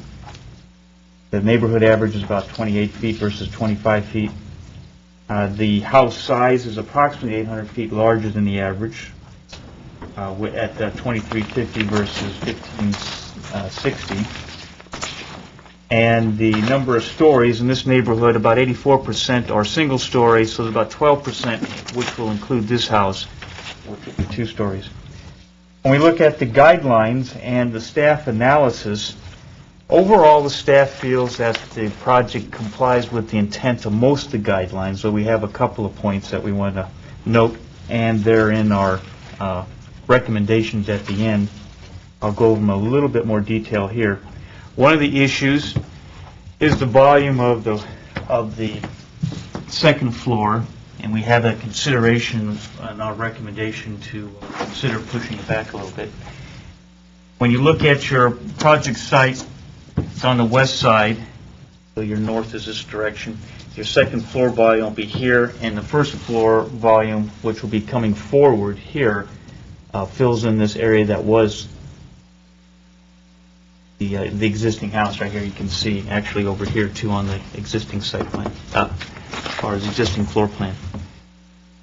And so one of the things is this volume here, staff had considered possibly pushing the volume back and creating more recess on this side over here. So the staff does agree with the applicant's idea of putting it on this side, which follows the uphill topography in this area. Another area that the staff was concerned about is that when you look at the photographs in the neighborhood, most of the homes have this ranch-style feel, which you can see in the photographs. But the applicant is introducing some style. This particular item in alone, this is the area that the staff seem to have the largest concern about. It seems to pull it away from the other homes in the neighborhood, and we sort of noted some of the issues that we had that were concerns. For instance, large use of the stone material, this kind of a tower element that sort of stands alone, kind of off-centered, the double doors, and then a couple of other things would be the vinyl windows and asphalt shingles. And when you look at the neighboring homes in the area, they have similar materials and textures, but there appears to be more use of wood, brick, or as a siding material, as opposed to the stone. The staff did meet with the applicant on January 22nd, and then when the applicant, this year, when the applicant returned with resubmitted plans in February, then that's when staff wrote up the recommendations for return for redesign with 3 conditions. And we noted here that if the applicant's going to go with that strong tower identity, we recommend that it be integrated a little bit more with the existing house, because we feel that a portion of the house actually feels like it could go with the ranch, but this part just seems to stand out and seems separated from it. So we had some comments there.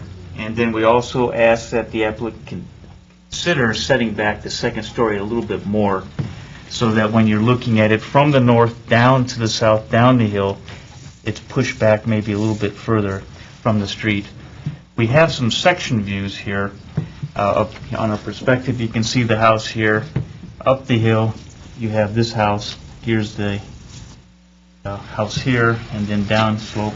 We also have some photographs that indicate the existing house right in here, uphill, downhill.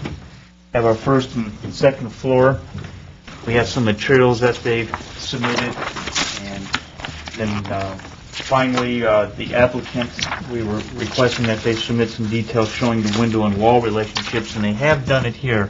When they read the staff report, they brought that in just now. That pretty much concludes my presentation. I can answer questions if you'd like.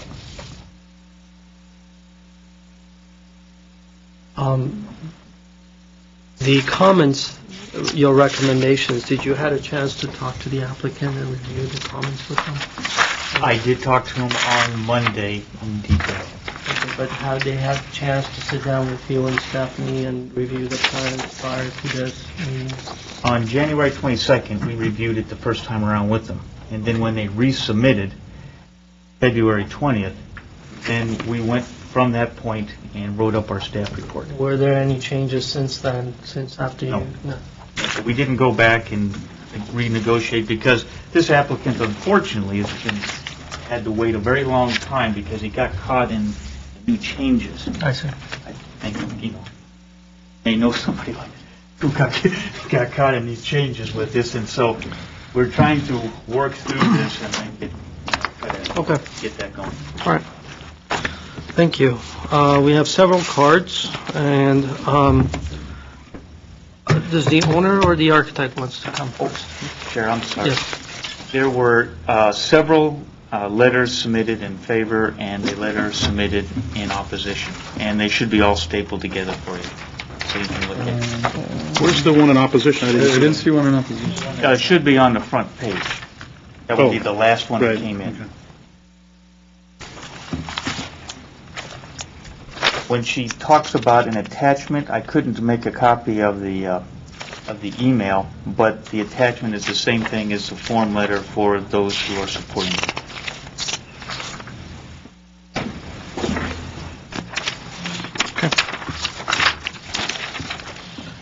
Can you state your name and Yes, address? good evening, board members and staff. My name is Gary Zimmer, architect. I am just taken back by, I've sat through the, listening to the other projects that were reviewed and the comments, and then I see the comments that staff has written on ours, and I am just, I'm amazed, is all I can say. There's different eyes looking at something, or different people responding differently. We took a lot of effort and a lot of care in designing this addition, considering the topography, relationship to adjacent neighbors, views of the adjacent neighbors, and views of this owner from his new palace, so to speak. We felt very strongly about identifying the entry because one of my pet peeves is that many houses designed today don't do that. They just creep around the side of the house or accidentally find it under an eave. So we felt strongly that we wanted to signal that this is the entry. Staff is not happy with the double doors. I'll never understand that, but for some reason they're objecting to double doors. They objected to what they're calling heavy stone, and maybe it's the color of the stone that gives it a heavy feel. I'm not sure. But it is a lightweight concrete faux stone. It is not a true stone veneer, and it is a pretty common element. There is some of it on the street up there today, and we felt very comfortable with what we had provided. We did add a couple of windows to the north elevation. Above the garage, over where the master bedroom is, which we felt probably wanted to be there to begin with anyway, and we didn't add them originally. As far as the second floor and its relationship to the existing house, it's set back 3 feet from the front of the existing garage, and with the overhang, we have about 5.5 feet from the eave to the exterior face of the second floor. If we go to the extreme projection of the entry structure, we have 9.5 feet from the entry structure corner to the face of the second floor. So there's a lot of, we feel, a lot of flexibility, a lot of movement in what is proposed there. Secondly, with respect to the location of the second floor addition, if that were to slide back to the, I guess it would be to the west, if it would slide to the west, it would impact the adjacent neighbor's view. They have a nice view looking out to the mountains across the way. We purposely felt that in the front, up near the front of the project, was a better location for the second floor. And this seemed to be in concert with what the adjacent neighbor was thinking as well. let me just look real quick here and see if there's something that I've overlooked in talking about this. Siding, they're talking, I think staff is recommending siding. The only siding on the house today is the garage door. The entire house is stucco. I think there might be a little bit of siding on the return south-facing side of the, toward the entry. Very small amount. And you don't see it because of the plant material. We didn't see this house as a house of siding. We saw it as basically a stucco house and maintaining the same kind of windows that exist in the house, replicated. We didn't feel that we were adding some different character to the house. We did want to give it something that was creative and innovative and something that would stand out in the neighborhood, but not be it would be a good neighbor and not one that was competing or giving other people problems. So we know that the stone and the stucco materials they're in the neighborhood now, and the roof is existing, asphalt shingle. I don't know what else I can say. We made every effort, and we would ask that you consider this for approval as submitted. Is there any questions? I have a question, Mr. Zimmer. Yes. You were at the January 22nd meeting with staff? Correct. How long was it? Was it a substantive meeting? Was it a short meeting? Was it what? About a half an hour, I'd say. I believe it was. And maybe longer. Did you feel you had an opportunity to make your case known then? Did those changes come as a surprise to you, or could you characterize it? I'd say the attitude for denial and resubmittal almost sounds to me like an ego, not a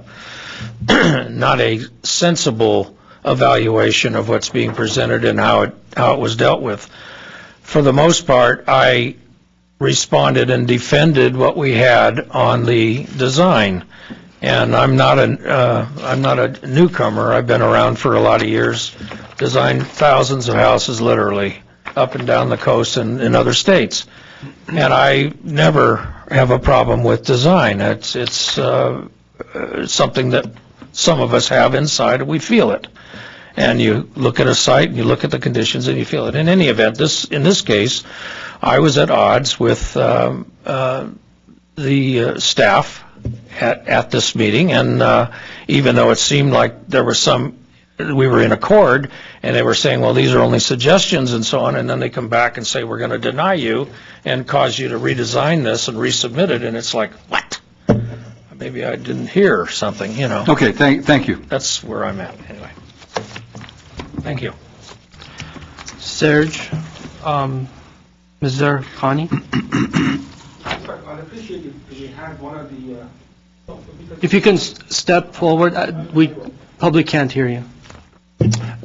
Good evening, members of the board, staff. I have a neighbor who wishes to speak, and he needs to leave because his children are... That's fine.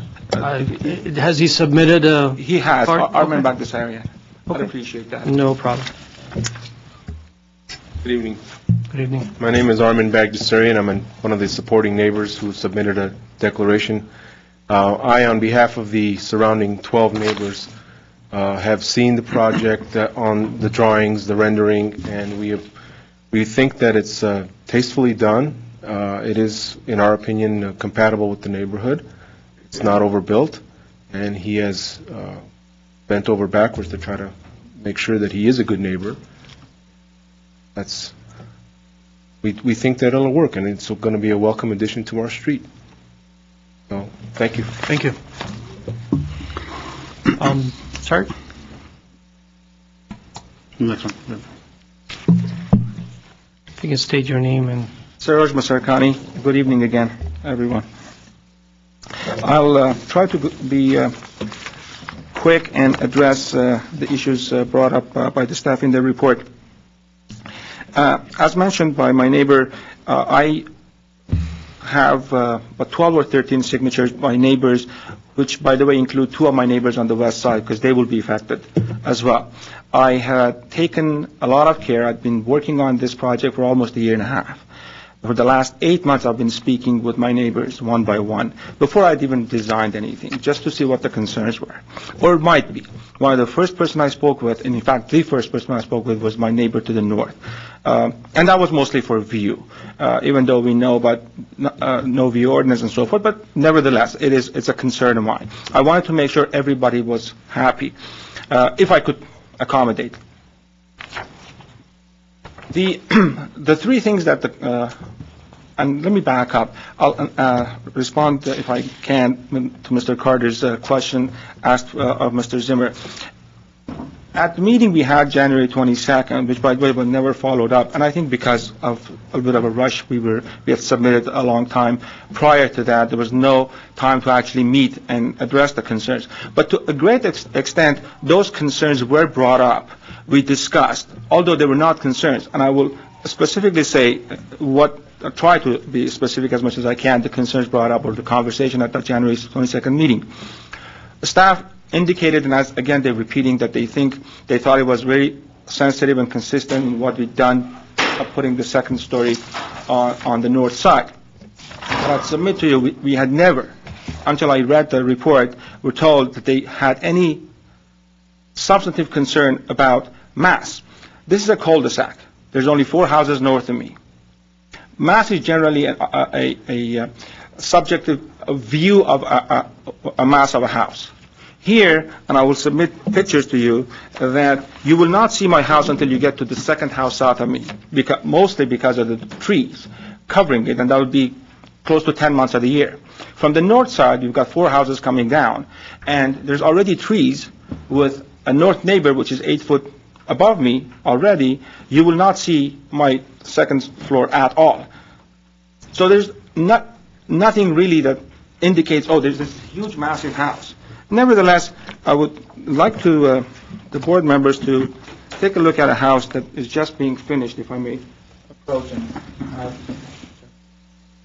This is but incidentally, the letter that you just received today in supposed an opposition. In fact, it's not an opposition. If you look at the last paragraph, it says we're not opposed to the project. We just don't feel like the stone. And these are the same people who've got that stone in front. And insofar as the setting back again, the second floor, I'll be quick. Privacy of the north side. If I go back, the neighbors in the west side will be looking straight in my bedroom, and I'll be looking at theirs because we'll be eye level. Also, for the north side neighbor, in the winter time, afternoon sun, for every foot I go back, they'll lose about 14 to 15 minutes of sunlight. And their view. So there's a lot that I considered in where I wanted, and I worked very closely with the architect in designing the house. Even subsequent to the staff report, I went to my neighbor who's here just to address, as much as I can, her view issues, because the same house that has complained has created a view issue towards her north. But again, we've got, by the way, mine would be... Excuse me, Mr. Mizrahi, you need to wrap up. Your time has been... One more thing, and I'll be done. In terms of the mass and being in front, mine is the only house that has any number of feet setting back. And here are the houses, by the way, including that one on my street within the proper radius, that have second stories straight in front on top of the garage. No one has any setback. Mine will be the only one that has any. Thank you, I appreciate it. Thank you. Thank you.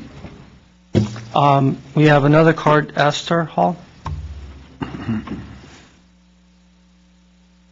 Absolutely, absolutely. My name is Esther Hall. I live at 5165. I'm 3 houses north of Surge. Yes, he is a very considerate neighbor. He did go to each person and spoke with them individually, and it's very overwhelming because I'm here basically because I understand there's no ordinance, and I don't understand on views, okay? And he was kind enough on Sunday for his son to take the photos and to put them on a disc for me. but it was not compatible with mine. I went to my neighbor, and we could only get the first, the way the house is now. This is the first time I am literally seeing the way it's going to be. Now, I know he's tried to accommodate me, because from my home, and I do not have a second-story house, and you'll probably have photos there. It's a single dwelling. When those homes were built, we're in a cul-de-sac, okay? I'm in a cul-de-sac, all right? And the 5 houses were built by the same, developer. They were built, and even the other ones, they were built because we have a 13% grade street, okay? Which means it's steep, it's high. We are at the very end, so that when they built those houses originally, they built them so that everybody at the top would have a view. They were set back. Our house originally was set back. We purchased it in '84. We've done nothing to the home as far as enlarging it or anything. Okay? The people already had their garage there. All they did, they added an extra room above it. All right? It does not block anybody's view, because the Surge's home, the other 2 homes north of him, are already set back and don't have a view of what I am able to see, like in here, which he was kind enough to give me, okay? And he has been very accommodating, all right? That's the truth. Okay? I'm home. I'm disabled, and so I'm home most of the time, except when I have my doctor's appointments, all right? Yes, he took the picture of the house that's north of me, okay, the Reavers, who apparently wrote a letter. And I'm bringing this up only because I know that Serge said he would not do that, and he's the one that I knew that was going to happen. When I called the first time that we were notified, okay, just like this, that we were notified, I called up and I said, I'm going to have, they're going to be extending, and I'm concerned because they're really doubling. They have about 3,000 square feet now, and they had about 1,500, something like that. The thing is, I want to go real quickly. Mrs. Hall, Okay. your time is up. You need to wrap up. So- Okay. My concern is that we moved up there, okay, because of the quietness, which it still is, okay, because of the wilderness type. My husband and I enjoy that, and I know that the rest of the people do. We only have one house that is a 2-story house, and that's way down the hill, okay, that was already there. We have only one home. The home my home is a single dwelling, because I have to go 14 steps up, and it's flat, okay? The other house, they did the same thing. They extended further than what you're supposed to be. And so all I'm saying is that I know he's done really the best to accommodate everybody. And I do understand what he's saying about extending from the back and all of that. He's even talked to me, and I can't talk anymore. I'm not feeling well today. Today has not been a good day. And I've gone to planning meetings before, and I think I'm going to be attending some council meetings, because there are some issues that were brought up even from the other things that I'm really concerned about. Thank you. Okay? Thank you. And Chairman and rest of the members, I thank you very much for listening to me, and thank you very much. Thank you. Thank you. Either the architect or the owner has the opportunity. I'm going to give you 2 minutes to rebuttal if there's anything you need to. Thank you. If you can state your name and address again. Saroj Masarkani, 5151 Fine Hill, the applicant, the homeowner. I'll just address a couple of things. In fact, after our January 22nd meeting, we felt the only concern that the staff had to do with the stone veneer. And there was suggestion that we actually kind of only use the entry area with, and as suggested, veneered stone, and the rest of the face of the house, maybe stucco or wood siding. Wood siding, I don't personally like, and I think we are in fire zone. I'm not sure that would make any difference. But nonetheless, may I back up? I had my designers, in fact, do what was suggested by the staff. Well, I shouldn't say designer, my son. As you may see on the left side, on the left side of the house, we took away the stone veneer, and also on top of the garage, just so that we can create a column effect, as we thought suggested by the staff. Some of the neighbors actually saw that, and including my wife and daughter, thought, no, we like the entire stone veneer. In fact, my daughter's first comment was, oh, Dad, you forgot the stone there, because it looks like somebody forgot or you came short with stone veneer. And if we only had the entry area, I think it would stick out a little more. It is a little visually wrong, because it looks like it's a tower outside. All it is this one wall comes out so that we can create a 45-degree angle door, so that even the double door isn't prominent. In fact, when you look at it straight out, you will not see the two doors. You will see only one of the doors.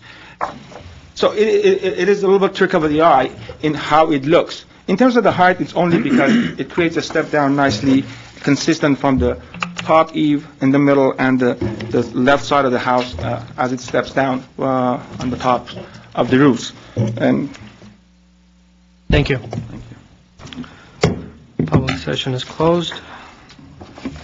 Who would like to go first? My turn? Yes. Well, I personally don't have a problem with the volume, the second floor. I think all that is fine. I think you know, it's unfortunate when you have a straight facade 2 stories, but I think this one backs up to the hills, so that doesn't worry me like it might worry me in some other situations.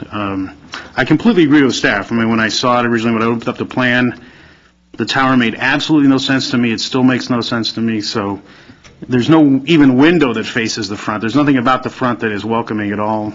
Totally inconsistent with the rest of the street. So I think you could have a tower element if you wanted. I think you could do something else to the front. I mean, why you would make it so there wasn't even a window facing forward? So I think that's the comment I had. I think you could do a tower element. I don't think there's any problem with a tower element. I think it would be much more in keeping with the rest of the street if it had columns, wood columns like the rest, within sort of a ranch feel, if you are trying to do a ranch feel, which you are doing in the rest of the house. I mean, I think that one little piece, I think every other part of the house, I think, is consistent within itself. I mean, it looks like a ranch house the way you've done it. I think it's completely consistent. I think that whole corner of the house is completely inconsistent and bears no resemblance. So, but I think you could have a tower element. I just think it's done completely inconsistently with the house. So I think when they were saying heavy, it wasn't the weight of the materials, the fact that stone looks massive and uninviting, and that you're going into, a vault or something. It looks like it is a bank vault, not a front of a house. So, I mean, that's my comments on it. What your comments are.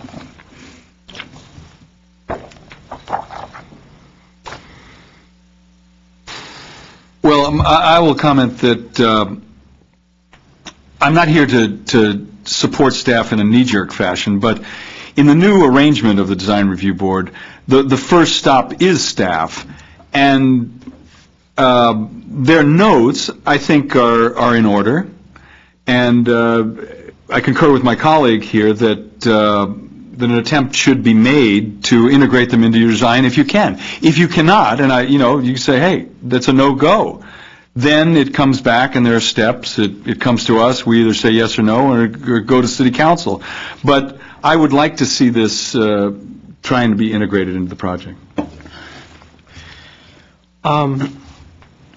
Whenever I see a unique design, and something that the applicant and the project tries to kind of be new within the neighborhood. I kind of go back and rely on the description and the thoughts of the architect, and I start reading through their thought process because I have no way of communicating with them. And so I start reading the letter that I received in the packet and start saying that the existing one-story ranch style, and that's really important for me because the entire neighborhood is a ranch style.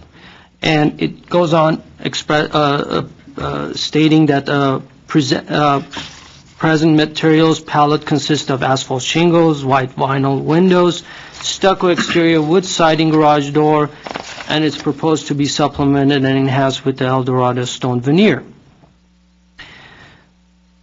Nowhere in here, to me, before I even look at the package, I start reading this, and nowhere in there starts describing the style, the thought process that the architect has kind of taken this, that it's taken the style of the existing character out of and then trying to merge it into something new. Then he starts talking about the second level improvement, sensitive step back from the street, sides and rear, soften the appearance while straightening the design character. And then it goes on and it starts talking about the design solution, preserve existing character of surrounding area, contributes to existing built form of neighborhood with the entry tower, and introduce of stone veneer providing a creative and compatible design scheme, achieves harmony with old and new while respecting visual impacts and respecting the natural grade, steps back from street and yards, sensitively reducing visual impacts and respecting the natural grade, I just read that, encourages upgrading and remodeling of the existing dwelling, promoting higher property values while accommodating changing lifestyles and tastes. So after I read this and I start looking at the plans, fortunately, I don't see that. I don't see any of these points. When I read, I think there's a little bit of a contradiction of how it's been described as the materials. You know, we're looking. I'm trying to see this high quality, very design sensitive building. But then when I start looking at this and, no, it's vinyl windows and it's asphalt shingles and it's not actual stone, it's actual veneer and it's plugged in and, you know, how is it terminated on the sides? You know, it comes around, you know, it just stops right there, you know, and then you know, it talks about stepping back on the second floor. Well, when you're looking at the side elevation, it's pretty much straight line. And at the same time, the architect's talking about keeping the character of the surrounding area, but it has nothing to do with the surrounding area. Looking at the actual design, in the past, the way I would approach certain elements that you know you want to introduce to redesign and bring character to the house, my tendency has always been that when you see an element, and it's an element, it's a very predominant element, and if you simply go and simply remove that, what it will do to the design? Is it an essential part of the design, or is it just an attachment? Would it improve the design? Would it not improve the design? Well, in my exercise, what I did is that simply I just put my hand over the tower, and it just made this whole thing so much simpler and less controversial. I think that itself, I think the staff had a point. I think it's a wrong decision on the applicant's part that listening and hearing what the staff has told them, knowing that what we encourage, and kind of taking part of our saying to them, and without waiting, I mean, obviously they waited so long, and I don't know what else they were going to do besides what they heard 4 months ago, that we're not going to see any different than, you know, and staff has kind of commented exactly where we would kind of emphasize, and it's obvious. I mean, it's the first thing you see is the tower, and these are great examples, and I think these examples are great examples that I think these additions have been very consistent with the neighborhood, very consistent with its own character, and the design has carried throughout within its own character, in its own building, its own structure. But when you're looking at this, the element that is being added in the front, the only thing that it kind of carries around the side, and you start getting this more of a contemporary elements, that it's more of the 80s contemporary elements, that handrail where the balconies somewhat exposed with this pipe thing, is the brick or the veneer. And it's always been, the veneer has always been a material that it's, sometimes it works to your benefit and sometimes it doesn't. The only time it kind of works against you is that when it's very apparent that this veneer is kind of attached onto the surface rather than being a important part of the design of the building. And using the veneer for the tower, I think, to me, it has made a more of a medieval kind of a character of like a heavy a gate tower. You know, you want to. It's to me. I don't see the comments. I don't see all these points. None of the points that was made by the architect in the design. I'm not even commenting on what but the architect had made very sensitive and very powerful points there that when I go back and look at the design, it's not there. And at one of the comments that either the owner or the architect had made was they were very sensitive about the adding the addition on the side, and they were concerned about the view.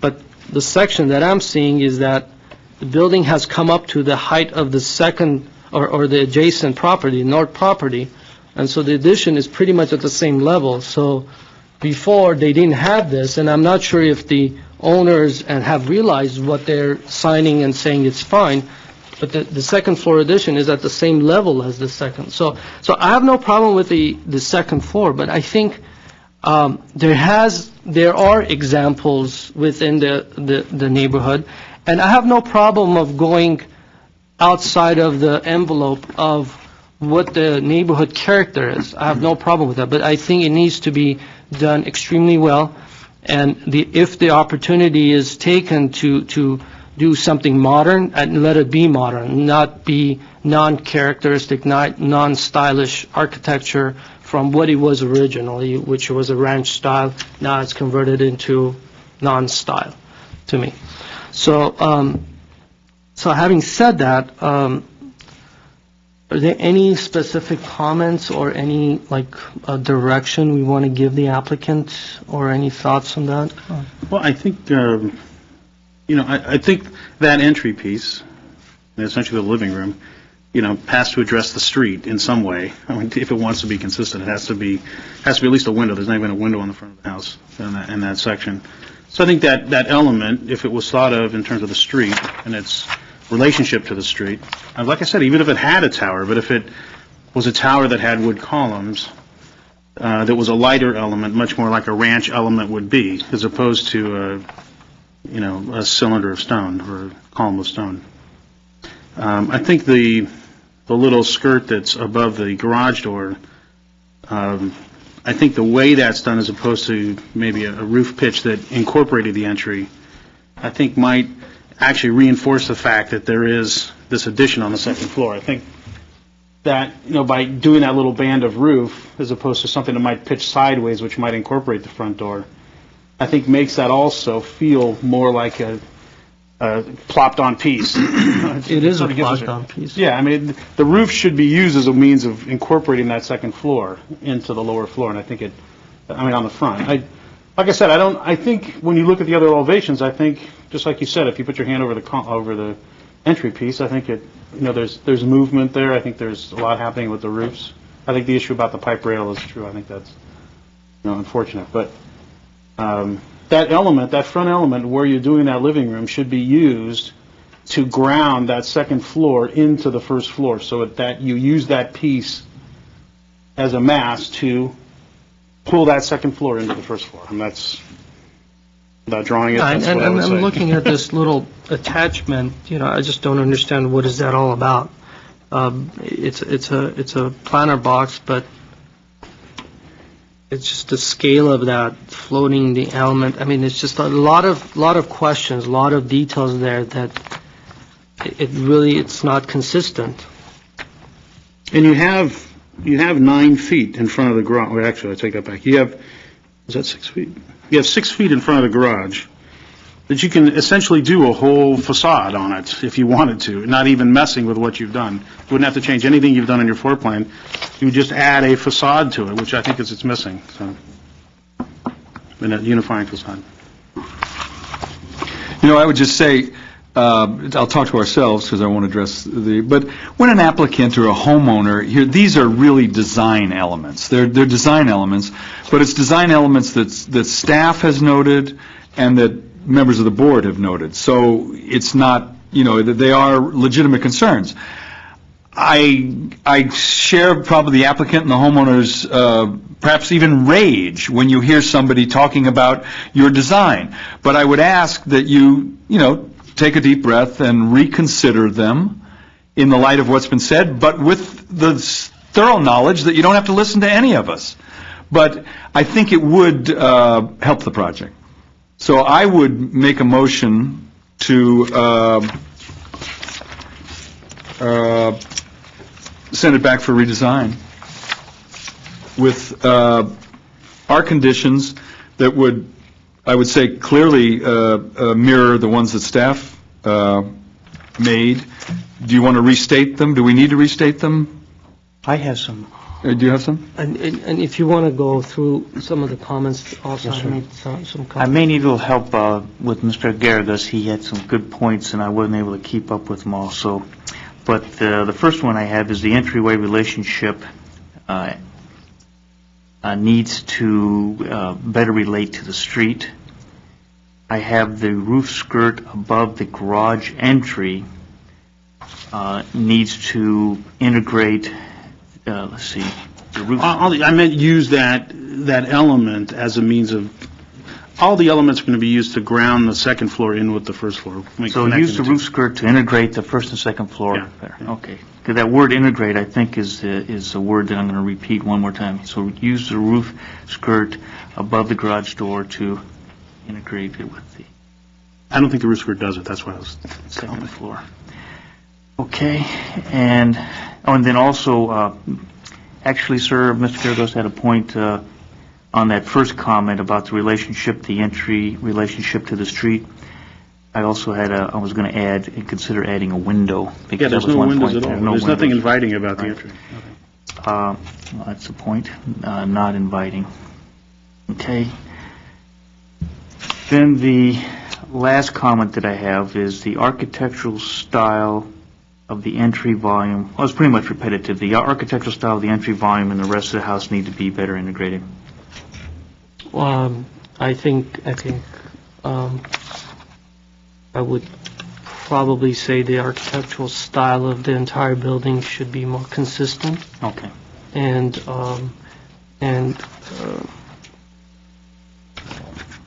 an option of they need to state the architectural style of their chosen style. Should probably talk. I mean, I personally don't have a problem with plaster. So do you want to give a direction? I mean, I don't think it necessarily has to have siding. Unless you guys think it does, I would take that out of the mix if that's not. I think, personally, being that it is within the neighborhood that more of siding and more of elements of more of a ranch style elements have you can see. I think it would be nice to see some of that elements. I don't know if plaster would be the only material that I would choose to put on the building. I think some creative elements there to be used in the style, in the building. I'm not really keen on using the stone veneer on this building at this location unless it's been somewhat used more tastefully, I guess, on the Well, the thing on the with stone, the thing on the stone veneer, actually bookending the whole day, in contrast to the first one that we did, this is a style that does take the wainscot stone. So this is a location where, rather than it being a solid block of stone, which this one is, and that's what's funny, this one is more like the Tuscany than the, Right. I mean, it's imitating the Tuscany. So it is more consistent that it does have the wainscot. So, I mean, that's not any, I mean, I don't have a problem with the culture stone myself, but, you know, if you want to make an issue of that, but I don't think that's a problem. I just think it's a wainscot of stone, not of solid. I think when I see a stone veneers used, I wanted to have a definite termination for that rather than just wrapping it around the side and letting it stop. I want to see some details, more anchoring of the of the detail be present and just plant on. Would you like that to be added as a comment, sir? Please. And if I may, because I know that the discussion is focused on the entry form, I just wanted to double check for a few things that were noted in the report, but perhaps not highlighted in the recommendations. What we did here is that the board is okay with the mass of the second floor in its current location. Is that correct? Well, I was waiting for Mr. Baxter to read it. I think I have one comment that, you know, going back to the architect's description of how he described the building and how he had designed it, and he specifically talks about softening the appearance, step back from the street, sides and rear, soften the appearance while straightening the design character. I mean, he's literally saying that, but I don't see that. So if he's really saying that stepping back, the front and the rear and the sides, I want to see that. I want that to be a lot more. Because we've heard a couple of things about the massing. I think Board Member Gallegos mentioned that the mass where it is in its current location is fine. If we can get a little bit clarity on the preference of the board, that would help us in working together with the applicant. In addition, there are elements of other materials that are being used.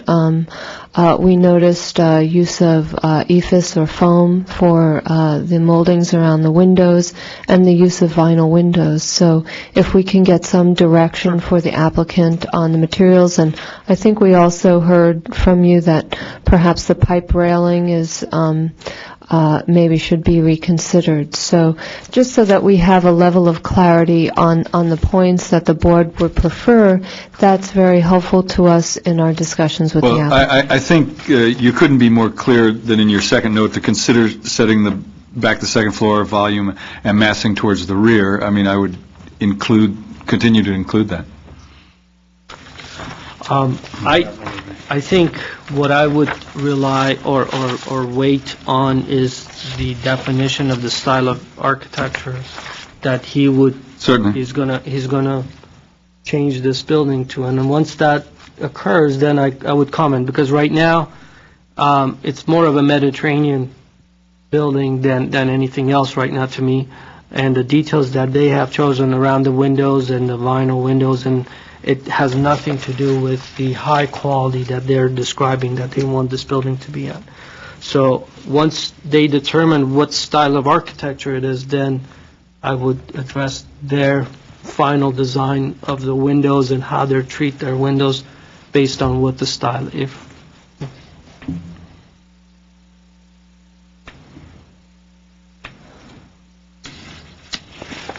All right, there was a motion to submit Or return for redesign. redesign with, is there now enough clarity in the notes, do we think?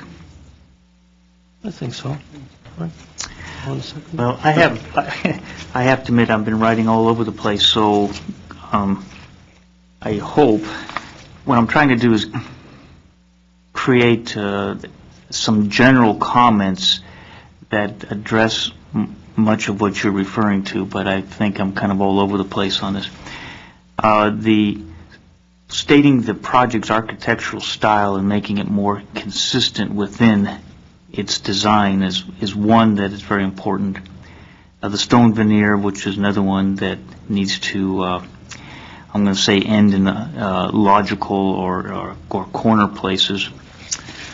The street relationship and the entry need to be more inviting. Consider adding a window. Use the roof skirt above the garage door to integrate it better with the rest of the house. Integrate the entry and the house together better. And the second floor massing, I don't think we've solved that issue yet, have we? Because I know it was brought up, and I don't know whether it seems like are we comfortable where it is? I know Mr. Malikian isn't necessarily the way, based on what was written by the applicant. I think the location is in the right location. I would, if I have a choice of putting the second floor, first of all, I have no problem with adding the second floor. Okay. Let me make that clear. But Yes. if I have to make a decision or choice of putting the second floor on the south side or on the north side, I would put it on the north side.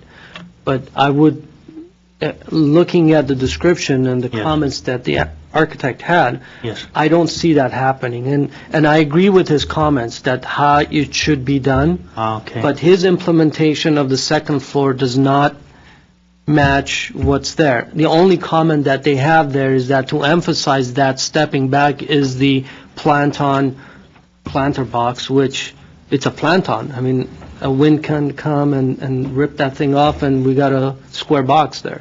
So I think the building, the massing needs to address that rather than the planter box. So I actually have the second floor massing needs to match the architect's comments. Yeah, I mean, personally, I don't think there is a problem with where that front is on the second floor. I think it's really how the roof is done in the front or how the entry is done to integrate it. I mean, if it was integrated, I don't think it's in a bad location. But if it's emphasized as a pillbox, I think it's a problem. But I mean, it's really how they use that front 6 feet to do an element that integrates it. That's all. And so on that, maybe the condition should read something like reconsideration of the use of the roof skirt, utilize the roofs in a way to integrate the entire project, and provide a massing that's more compatible with the statement provided by the architect. I don't think there's necessarily anything wrong with where it is. Did you follow that? Oh, yeah. It's pretty good, though. I'm learning that to do shorthand. I think I'm a bit rusty from the last time. Exactly. Something other than the skirting. I'll talk to the architect about it. Okay. Okay, I'm sorry, we have a motion by, I'll second it. we have a motion by... Roll call, please. And we have a second. Carter? Aye. Aye. Yes.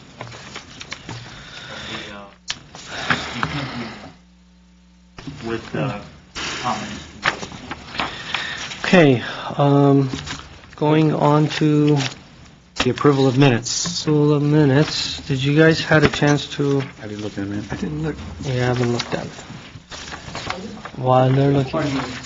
I know the public hearing is finished, but before you continue, I just have some directions. Okay, you need to speak to the staff. I'll be glad to. They'll explain to you exactly where to go with this. Thank you.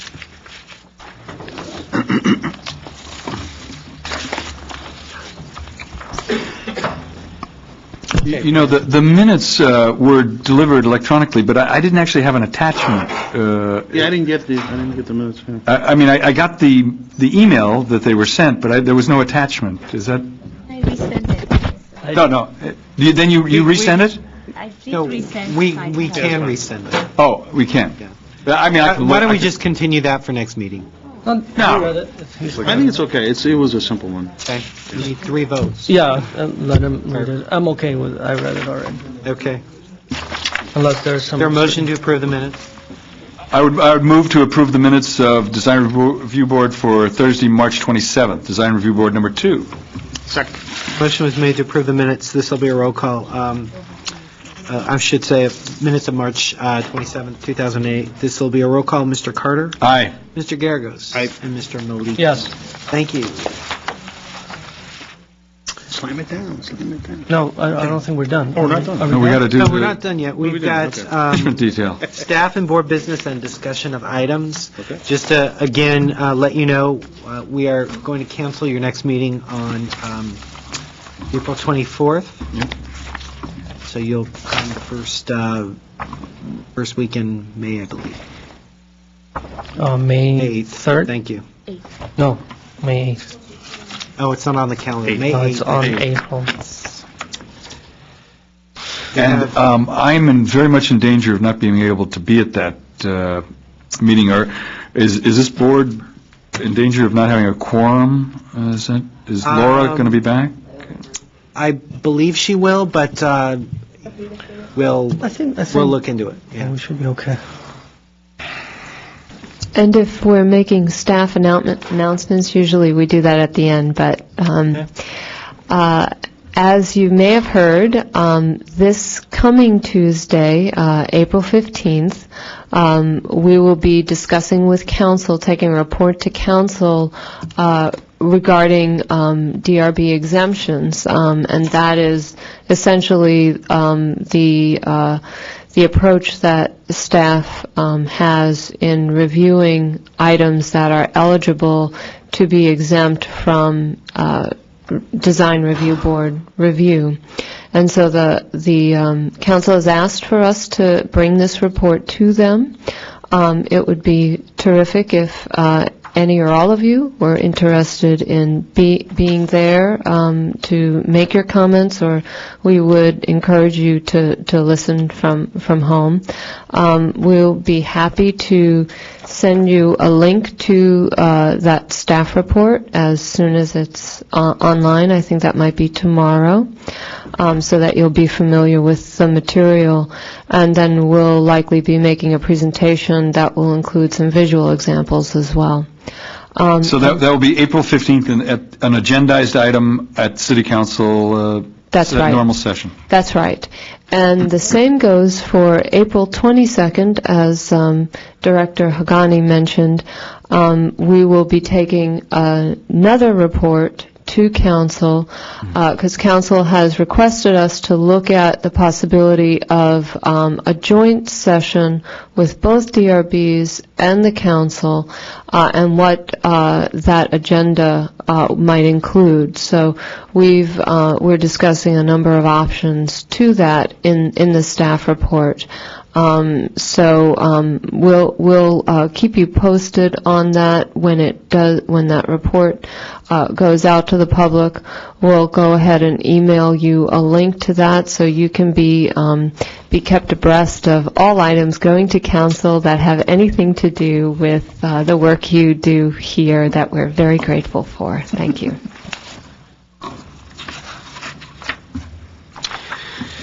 Okay. Anything else? Okay, then we're adjourned. No. We have to do the study session, Take it back. No. We have a very special guest for you this evening, and we're going to take these discussion items in second order first for our special guest, Wolfgang Kraus. This will be regarding the DRB ordinance that was passed a couple of Tuesdays ago. And Wolf will walk you through it, and please feel free to ask any and all questions you may have, as this really does affect your work. It's been suggested I actually run through this rather than walk through it. So you've probably heard a lot of this before. So what I'm going to do is just hit the highlights and interrupt me if you need to and ask some questions. going to hit the highlights of the design review ordinance that was adopted on March 25th, effective April 24th, related to design review procedures and standards. One of the most important things is that final design review is going to be a two-step maximum process for the board and for any other review authority. I'm going to concentrate on DRB, but the rules are pretty much the same regardless of who the review authority, quote-unquote, is. So when you first get your final design review, such as the case you have today, you'll be able to approve it with conditions, or return it for redesign. You will not be able to deny it like you can today. If you return it for redesign, the applicant will have to submit a new application within 90 days. Assuming that's done, you'll see the B submittal at some date in the future, and at that point, you can either approve it with conditions, or deny it. You will not be able to return it for redesign. Get two shots at board approval. Now, once there's a final decision, which is anything but return for redesign, applicant or any interested party can appeal. Instead of going to the alternatives assessment panel, which is being eliminated with the new projects, they'll go right to council, and the appeal period is being increased to 15 days. That's another important factor. So to get this correctly, the two process, if the first submittal, if they get the approval, Yes. then it's done. It's done unless somebody can appeal within 15 days to council. Okay. Otherwise, it's done. Yes. Other way, it's done. But if it's returned for redesign, they need to submit a new application with new fees and Right. everything. Same as today, except they have a time limit. Today, there's no time limit on a return for redesign. They can come back a year later. This will require they come back within 90 days. If they don't, if they come back on the 91st day, well, they can still file an application. It'll be given a brand-new case number, and you'll be starting from scratch. So all the comments you made before aren't really applicable anymore. What about the projects that are in the pipeline? I was going to get to that at the end, but I can do Okay. it now. The ones that are in the pipeline, in other words, the ones that have been returned for redesign at some point in the past, or will be returned for redesign, Or are in the process of being scheduled for hearing?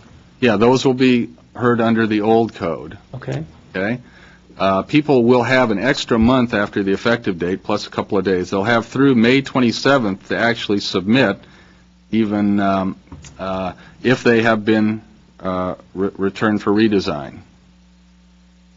And So if the project has been seen yes, prior to the effective of the Right. notice, and there are, like, for example, we just had a return for right, redesign. this one, So they have until May 27th. 27 To come back. to come back. If not, they need to file a new application. Well, they need to file a new application either way. That's not changing. If they file after May 27th, it's going to be a brand-new case.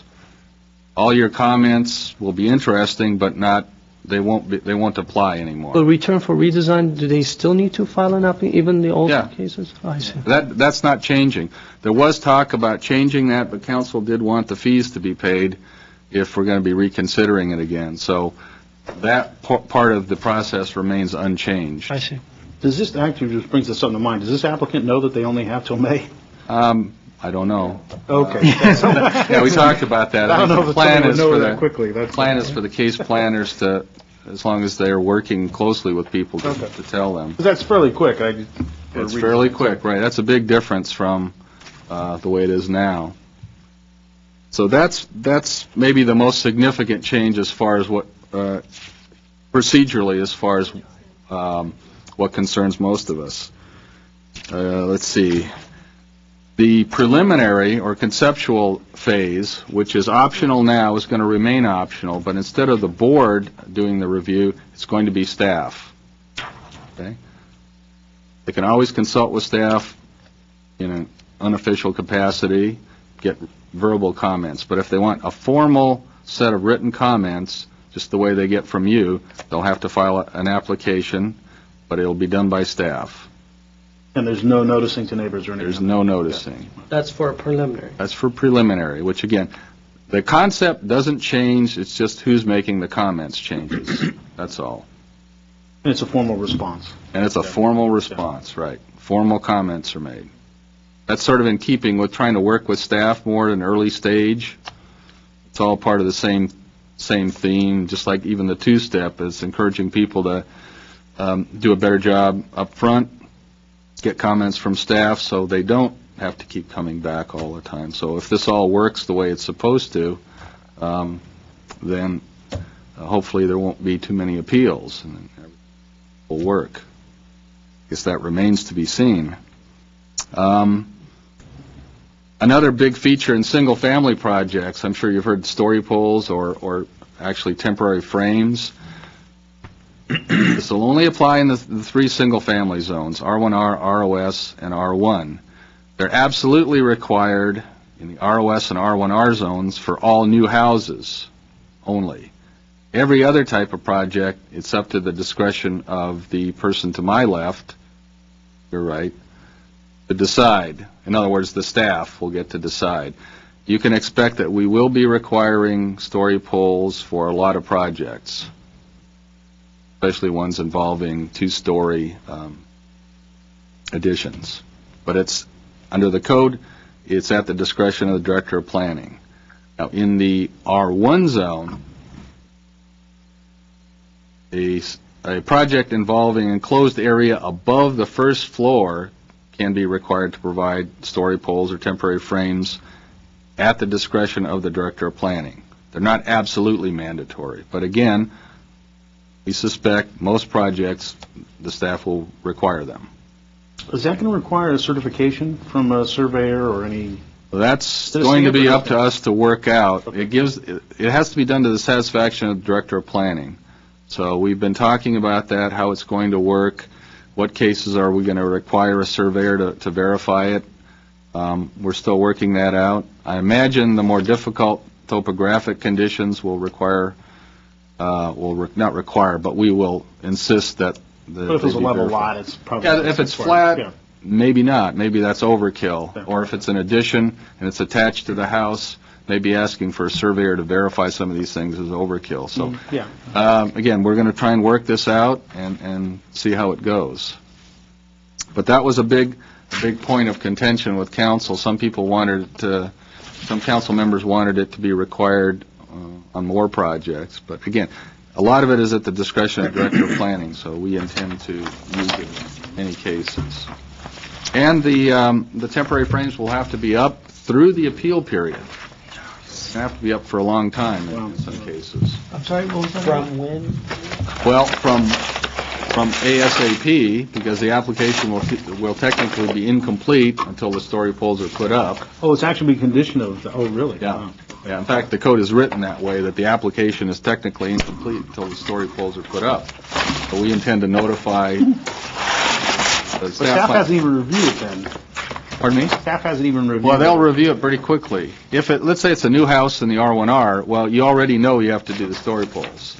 But if it's something else, staff will very quickly take a look, probably make a field visit, look at the project, and get back to the applicant ASAP to make sure that they understand that's what they have to do. Because if staff has a bright idea and it needs to be modified, then you're modifying the story pool. Yeah. Yes, but we have been encouraging all of our applicants to come talk to us before they even make a formal application. We've been telling people that at the counter, and we'll likely include that in a handout. And what we do our best to do as well is, if we can, is to assign those pre-application people to a planner so that there is a level of consistency when they do apply. We can't always do that, but that's our goal. Right. On the timing of the story poles, you mentioned that it automatically, if it's an R1, the story pole needs to go up. If it's a new house. If it's a new house. And any other project, it's potentially going to be required. Would you require them to actually put that up when they're submitting their application, or is it going to be at some point prior coming to the board, maybe? Oh, yeah, it has to be requirement? that, because the condition application of won't approval. be That's complete. what he's saying, it's condition of approval. Yeah, but It's what I'm condition- saying condition is, of, what I'm completeness, saying is, the timing of the story pole is going to be very important, because if you require them to submit the application with the story pole up, by the time they're done with the staff review, the design may change, and they're going to go through another additional expense. That's what we were just talking about. That's why Stephanie. We understand that. Okay, so, Yeah, that's what we were okay, just talking about. okay. Yeah, we understand that. They aren't required to have it up when they submit, but I see. before we determine that it's complete, I see. they'll have to be up. So there's a little bit of room, and again, hopefully, as Stephanie said, there'll be some discussion. If you have a brand-new house, you've got a lot invested in some of these designs, you're probably going to have a pretty good idea of what we're going to require and what our comments are going to be if you've already consulted with the staff. Is the photograph submittal, is it going to have different requirements in terms of how that thing is photographed? So the photographs of the story pole, is that part of it or not really? Well, it's up to staff. Stephanie, do you want to take a stab at that? We've been talking as a team about the best way to implement each and every one of the aspects of the ordinance that's just been passed, so that as soon as the date hits, we'll be up and running and we'll be able to advise our staff, our applicants about each piece. So we have, prior to this going to council to begin with, we did a lot of research regarding what other cities do. Many other cities require story poles, and so there are a variety of requirements. We're going to do our best to make it as easy as possible for our applicants, but to make sure that we feel very confident that what they're showing in their story poles is properly representing what their plans say, because we understand that that's the point of it, and that we take that responsibility very seriously. Yeah, because the question for me would be, driving by, you're not able to see it from the angle that somebody would care about, which is a neighbor. So, and that's obviously going to be difficult to get as some other view than just the street view of this wireframe. So I know staff, not to give staff another thing, but you're going out and sometimes you take your own pictures when you go out. And if there's some way that you had some authority to get some other view of it, so you saw how a neighbor would see it or something. You were interested in getting pictures of the story poles at different angles as opposed to just the street view. And that's probably outside the purview, but if the idea is that this is supposed to tell you how big something is and how it's affecting someone else, if you can't see how it's affecting somebody else, it might. I'm just wondering if there's a way of. Well, I think it's we're going to have to depend on a case-by-case scenario. If you saw one of the appeals that recently went to City Council where story poles were actually put in there, and many neighbors claimed that the story poles were not put in correctly, staff actually went and took pictures, went to the neighbors' properties and took pictures from several different angles, and that was a very complex site. So I think from time to time we will have to do that, even if the applicant brings in some evidence that the story poles were put correctly. Staff may have to take it upon themselves to actually go and check the site. So you do have the ability to sort of get on a neighbor, or at least ask to go on a Well, neighbor's we can property or ask, something. and if the neighbors allow us, and usually when the neighbors are the ones who You're are right. questioning the situation, they're more than happy to welcome to their property. It's only when, other times it might be a little bit more difficult, but we usually find a way to find a public Because it would be right-of-way. helpful, I mean, because obviously I can't just walk into the neighbor or something like that. Also, if I may, before I hand the mic back to Wolf, if you notice the period, one of the upsets that we expect some of the applicants will experience is that they're so accustomed to submitting their applications and expecting a date of a DRB review as quickly as possible. Now they're really being asked to work out with us before we even announce that their application or declare their application complete. So they have a financial disincentive to actually put story poles for projects that may be questionable. They have a higher incentive to interact, at least theoretically, with staff to work out some of the, perhaps, the more problematic parts of the site planning before they actually go through the expense of the story poles. Great. Okay, let me continue. There's a lot of discussion about what should be a neighborhood on single-family projects, and the ordinance specifies that it's essentially, what you're starting with is a 300-foot radius around the subject property with emphasis on, and that's existing development, with emphasis on existing development on that block, and also emphasis on having a positive design relationship to the houses and buildings immediately adjacent there too. Okay, it's kind of narrowing in on what Can you is clarify difficult to define, which is what's the neighborhood. In other words, instead of some big cloud, neighborhood being, what is it, 500? Is it that zip code? Is it that canyon? Council wanted to zero in more on something that was a fairly tight neighborhood. Now, in some situations, with cause the director of planning in having staff do the analysis, can modify those boundaries. In other words, if there's some reason for doing that, you may, if you have a hillside situation, you may want to go a little farther up the canyon than 300 feet, but maybe not 300 feet up the hill if that looks like a different neighborhood. In the end, it's still going to be your decision based on our analysis. You know, is this new project compatible with the neighborhood? But there was a lot of neighborhood concern that we weren't defining the neighborhood well enough, and so this is ratcheting it down a little bit, although, as you know, it can never really be a pure formula in all cases. So there is some wiggle room for you to look at these projects. Okay? And again, that only applies in the single-family zones. There's also a greater discretion regarding privacy and building mass in the single-family zones as well. If you look at the code, you're already doing a lot of this, but trying to be concerned with window locations in these primary living areas, not really bedrooms or bathrooms, but in the other rooms where people spend more time. And I won't get into detail because that's pretty much a case-by-case analysis of how that works. But keep in mind, it's not designed to be a tool to use to prohibit second story altogether. It's just designed the location, you know, a little bit on massing. Also, when you make an approval, you're going to have to justify that with some written statement, and we expect that staff will be helping you with that, extracting things from the staff report. Things like that it's consistent with the neighborhood design guidelines or commercial design guidelines or whatever's applicable.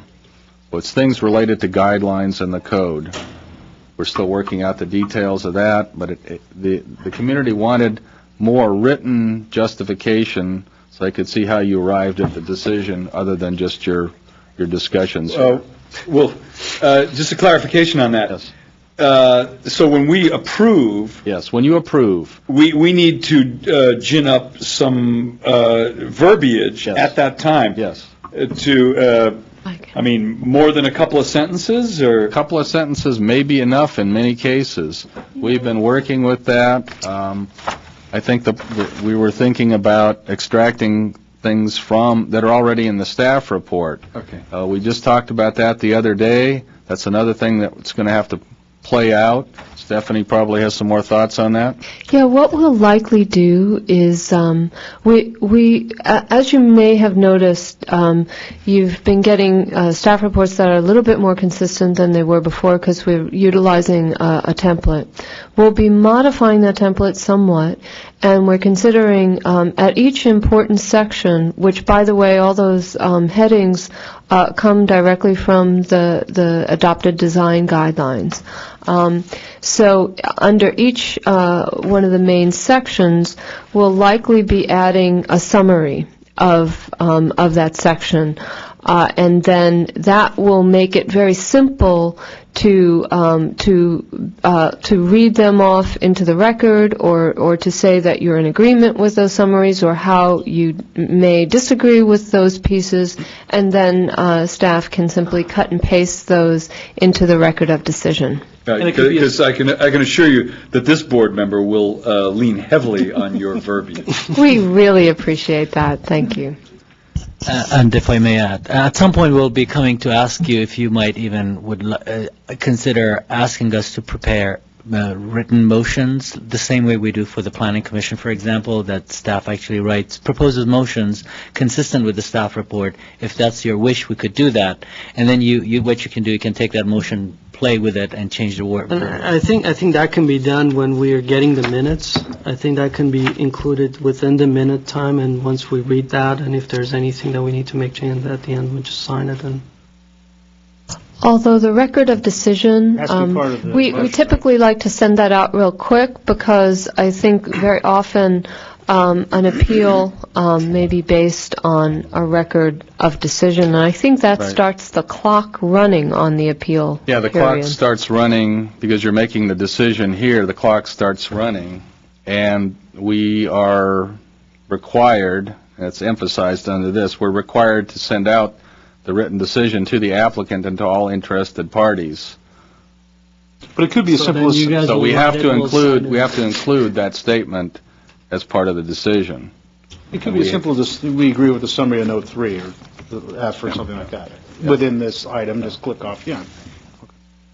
Or disagree. And we We're all trying to have stay away to from have findings because this is after all design review, and the concept of findings is a little different in most land use considerations. So this is the closest we could come to satisfying that goal, to have more written backup to the decision.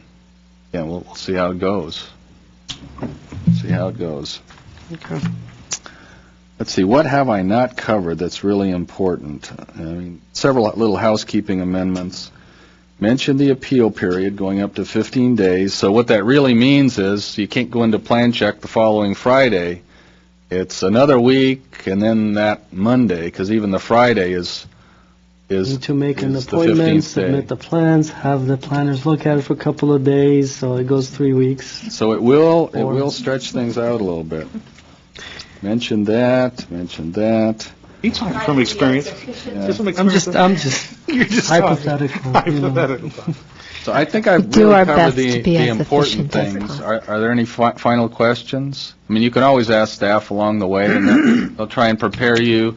They'll make sure that you're aware of whether this is a new or an old case, a case under the current law, or a case under the one I'm talking about. So essentially, everything, if the projects have been returned for redesign, and if they don't be, they're not submitted by May 27th, they're going to go fall under. Right. But if the application has been filed, or they're in the waiting process, or they're in the process of being reviewed, old process. Right. So you're Unless still once they get heard, then it gets returned for redesign, then it falls under the new. So, you're right. That's point worth noting. It might be under today's code, even if you hear it in July, for example. Okay? Because it's not complete date. We're giving people a chance to follow through with, and even an extra month to follow through with what they started. But after that, if you return it for redesign, obviously in June, when they come back, it's going to be a brand new case. So the return for redesign isn't going to accomplish much. So you get one more, well, you get another shot, but it'll be a brand new case. They'll be given a new case number. They'll be starting from scratch. Again, your comments will be interesting, but not binding. So you can have totally different comments if you want. But then if they do come back and that gets returned, you can't return for redesign second time. It gets automatic denial. Well, when it comes back, let's say you return it for redesign under the current code. Right. Then they file again, it'll obviously be a new code, brand new case. Okay. So you'll see the A submittal, you can return that for redesign. Okay. But that'll be it. The next time when they come back, you'll have to approve it or deny it. It's not that complicated, but there'll be a period where there'll be some People will be overlapping, confused. old, new. It also won't make the really good projects that you're going to approve, it's not going to make much difference to, because you're Right. going to approve them anyway. They're not going to be coming back. And as far as some of these non-single-family projects, it's not going to have a substantial effect on them. Again, if they're the better projects that you would be in the process of approving either the first or the second time anyway, there isn't going to be a large difference. But the 15-day appeal period and those other procedural things will be the same.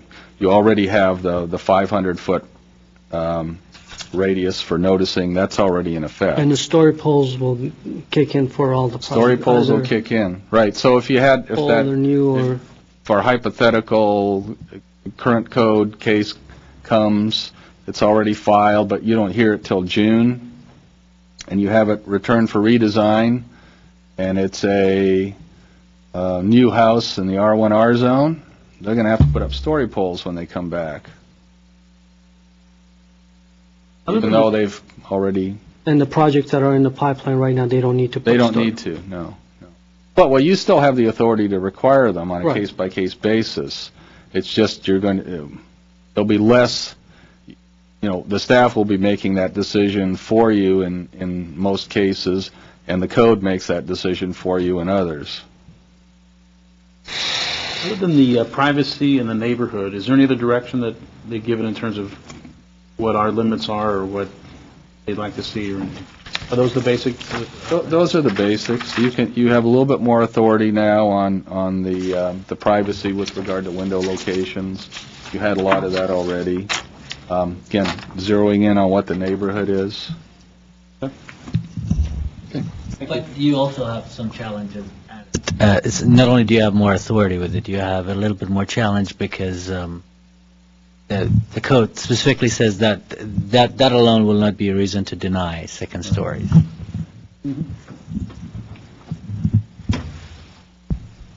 Stay tuned.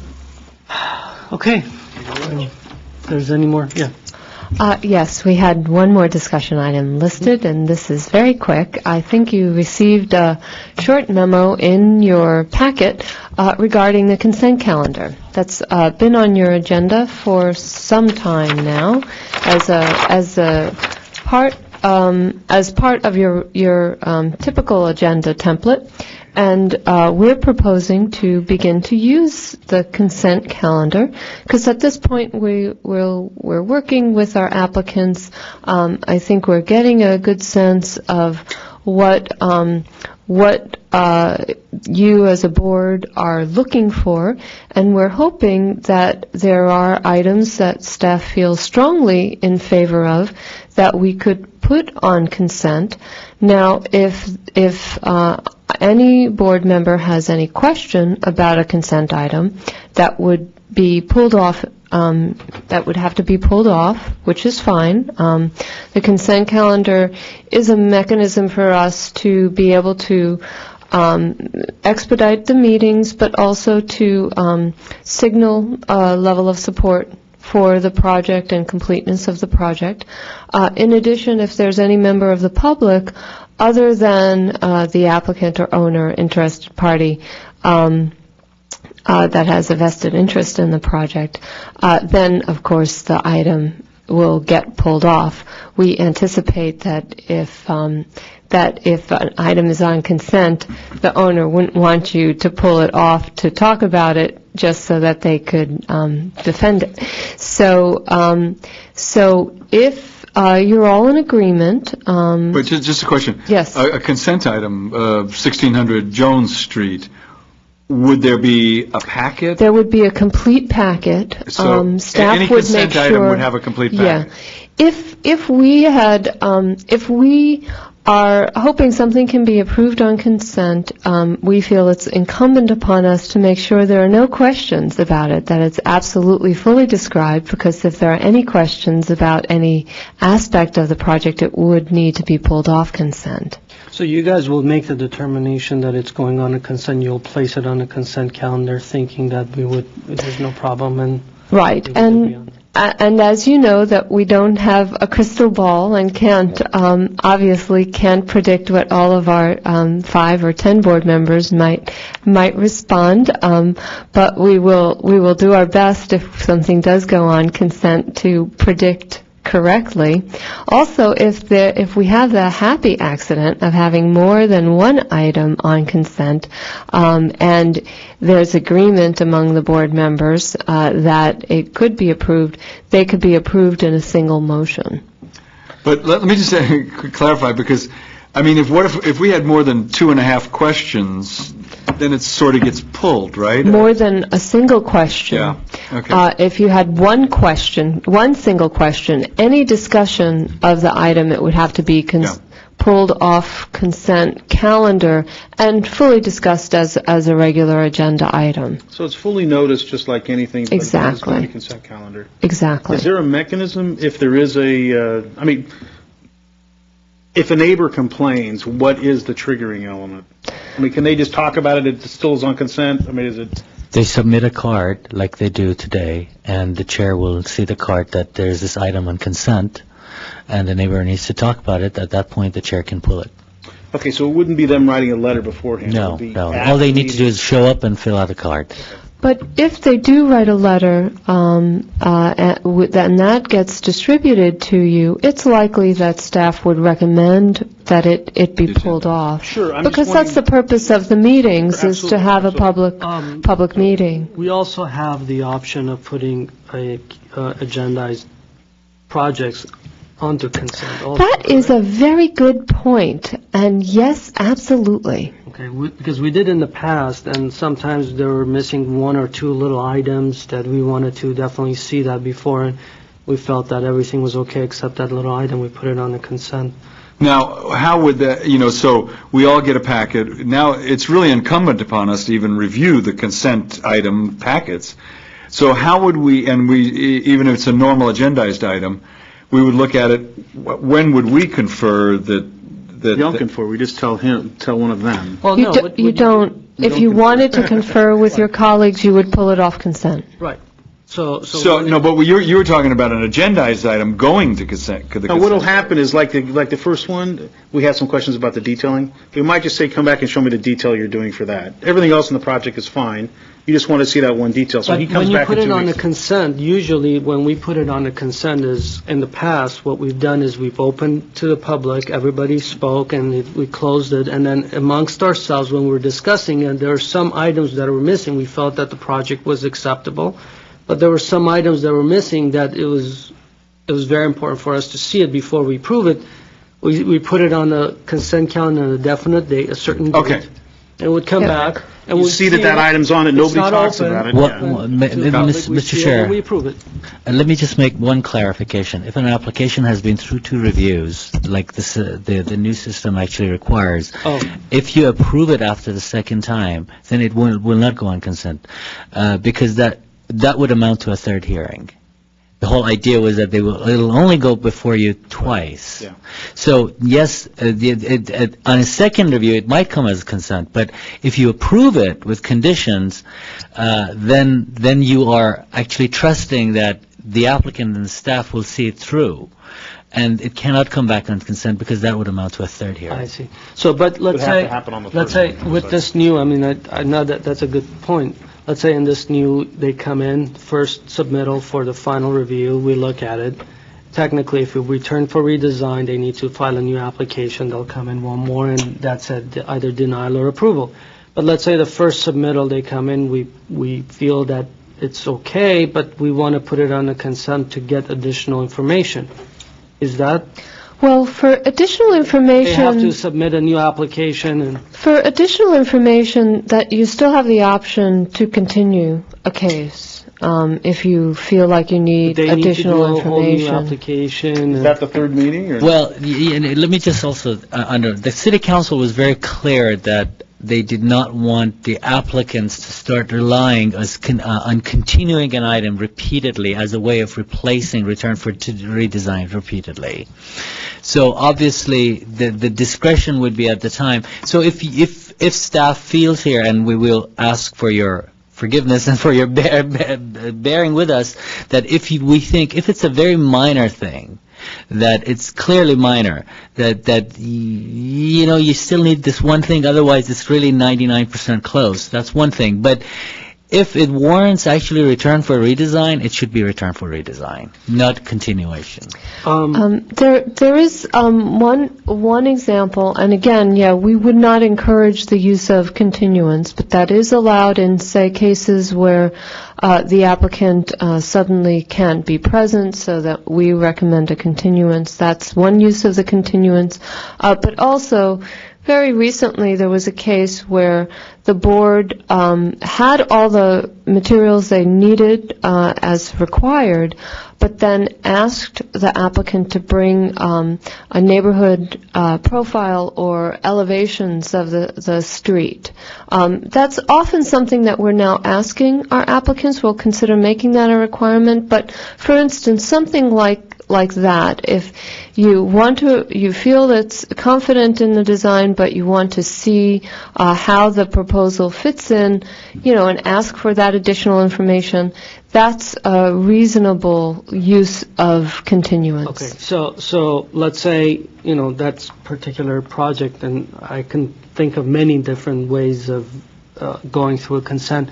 Let's say I have made up my mind, I know how I want to approve a project or deny or return it for redesign, but there's a certain specific section or a material or something that it's missing that it's going to fully convince me of the decision.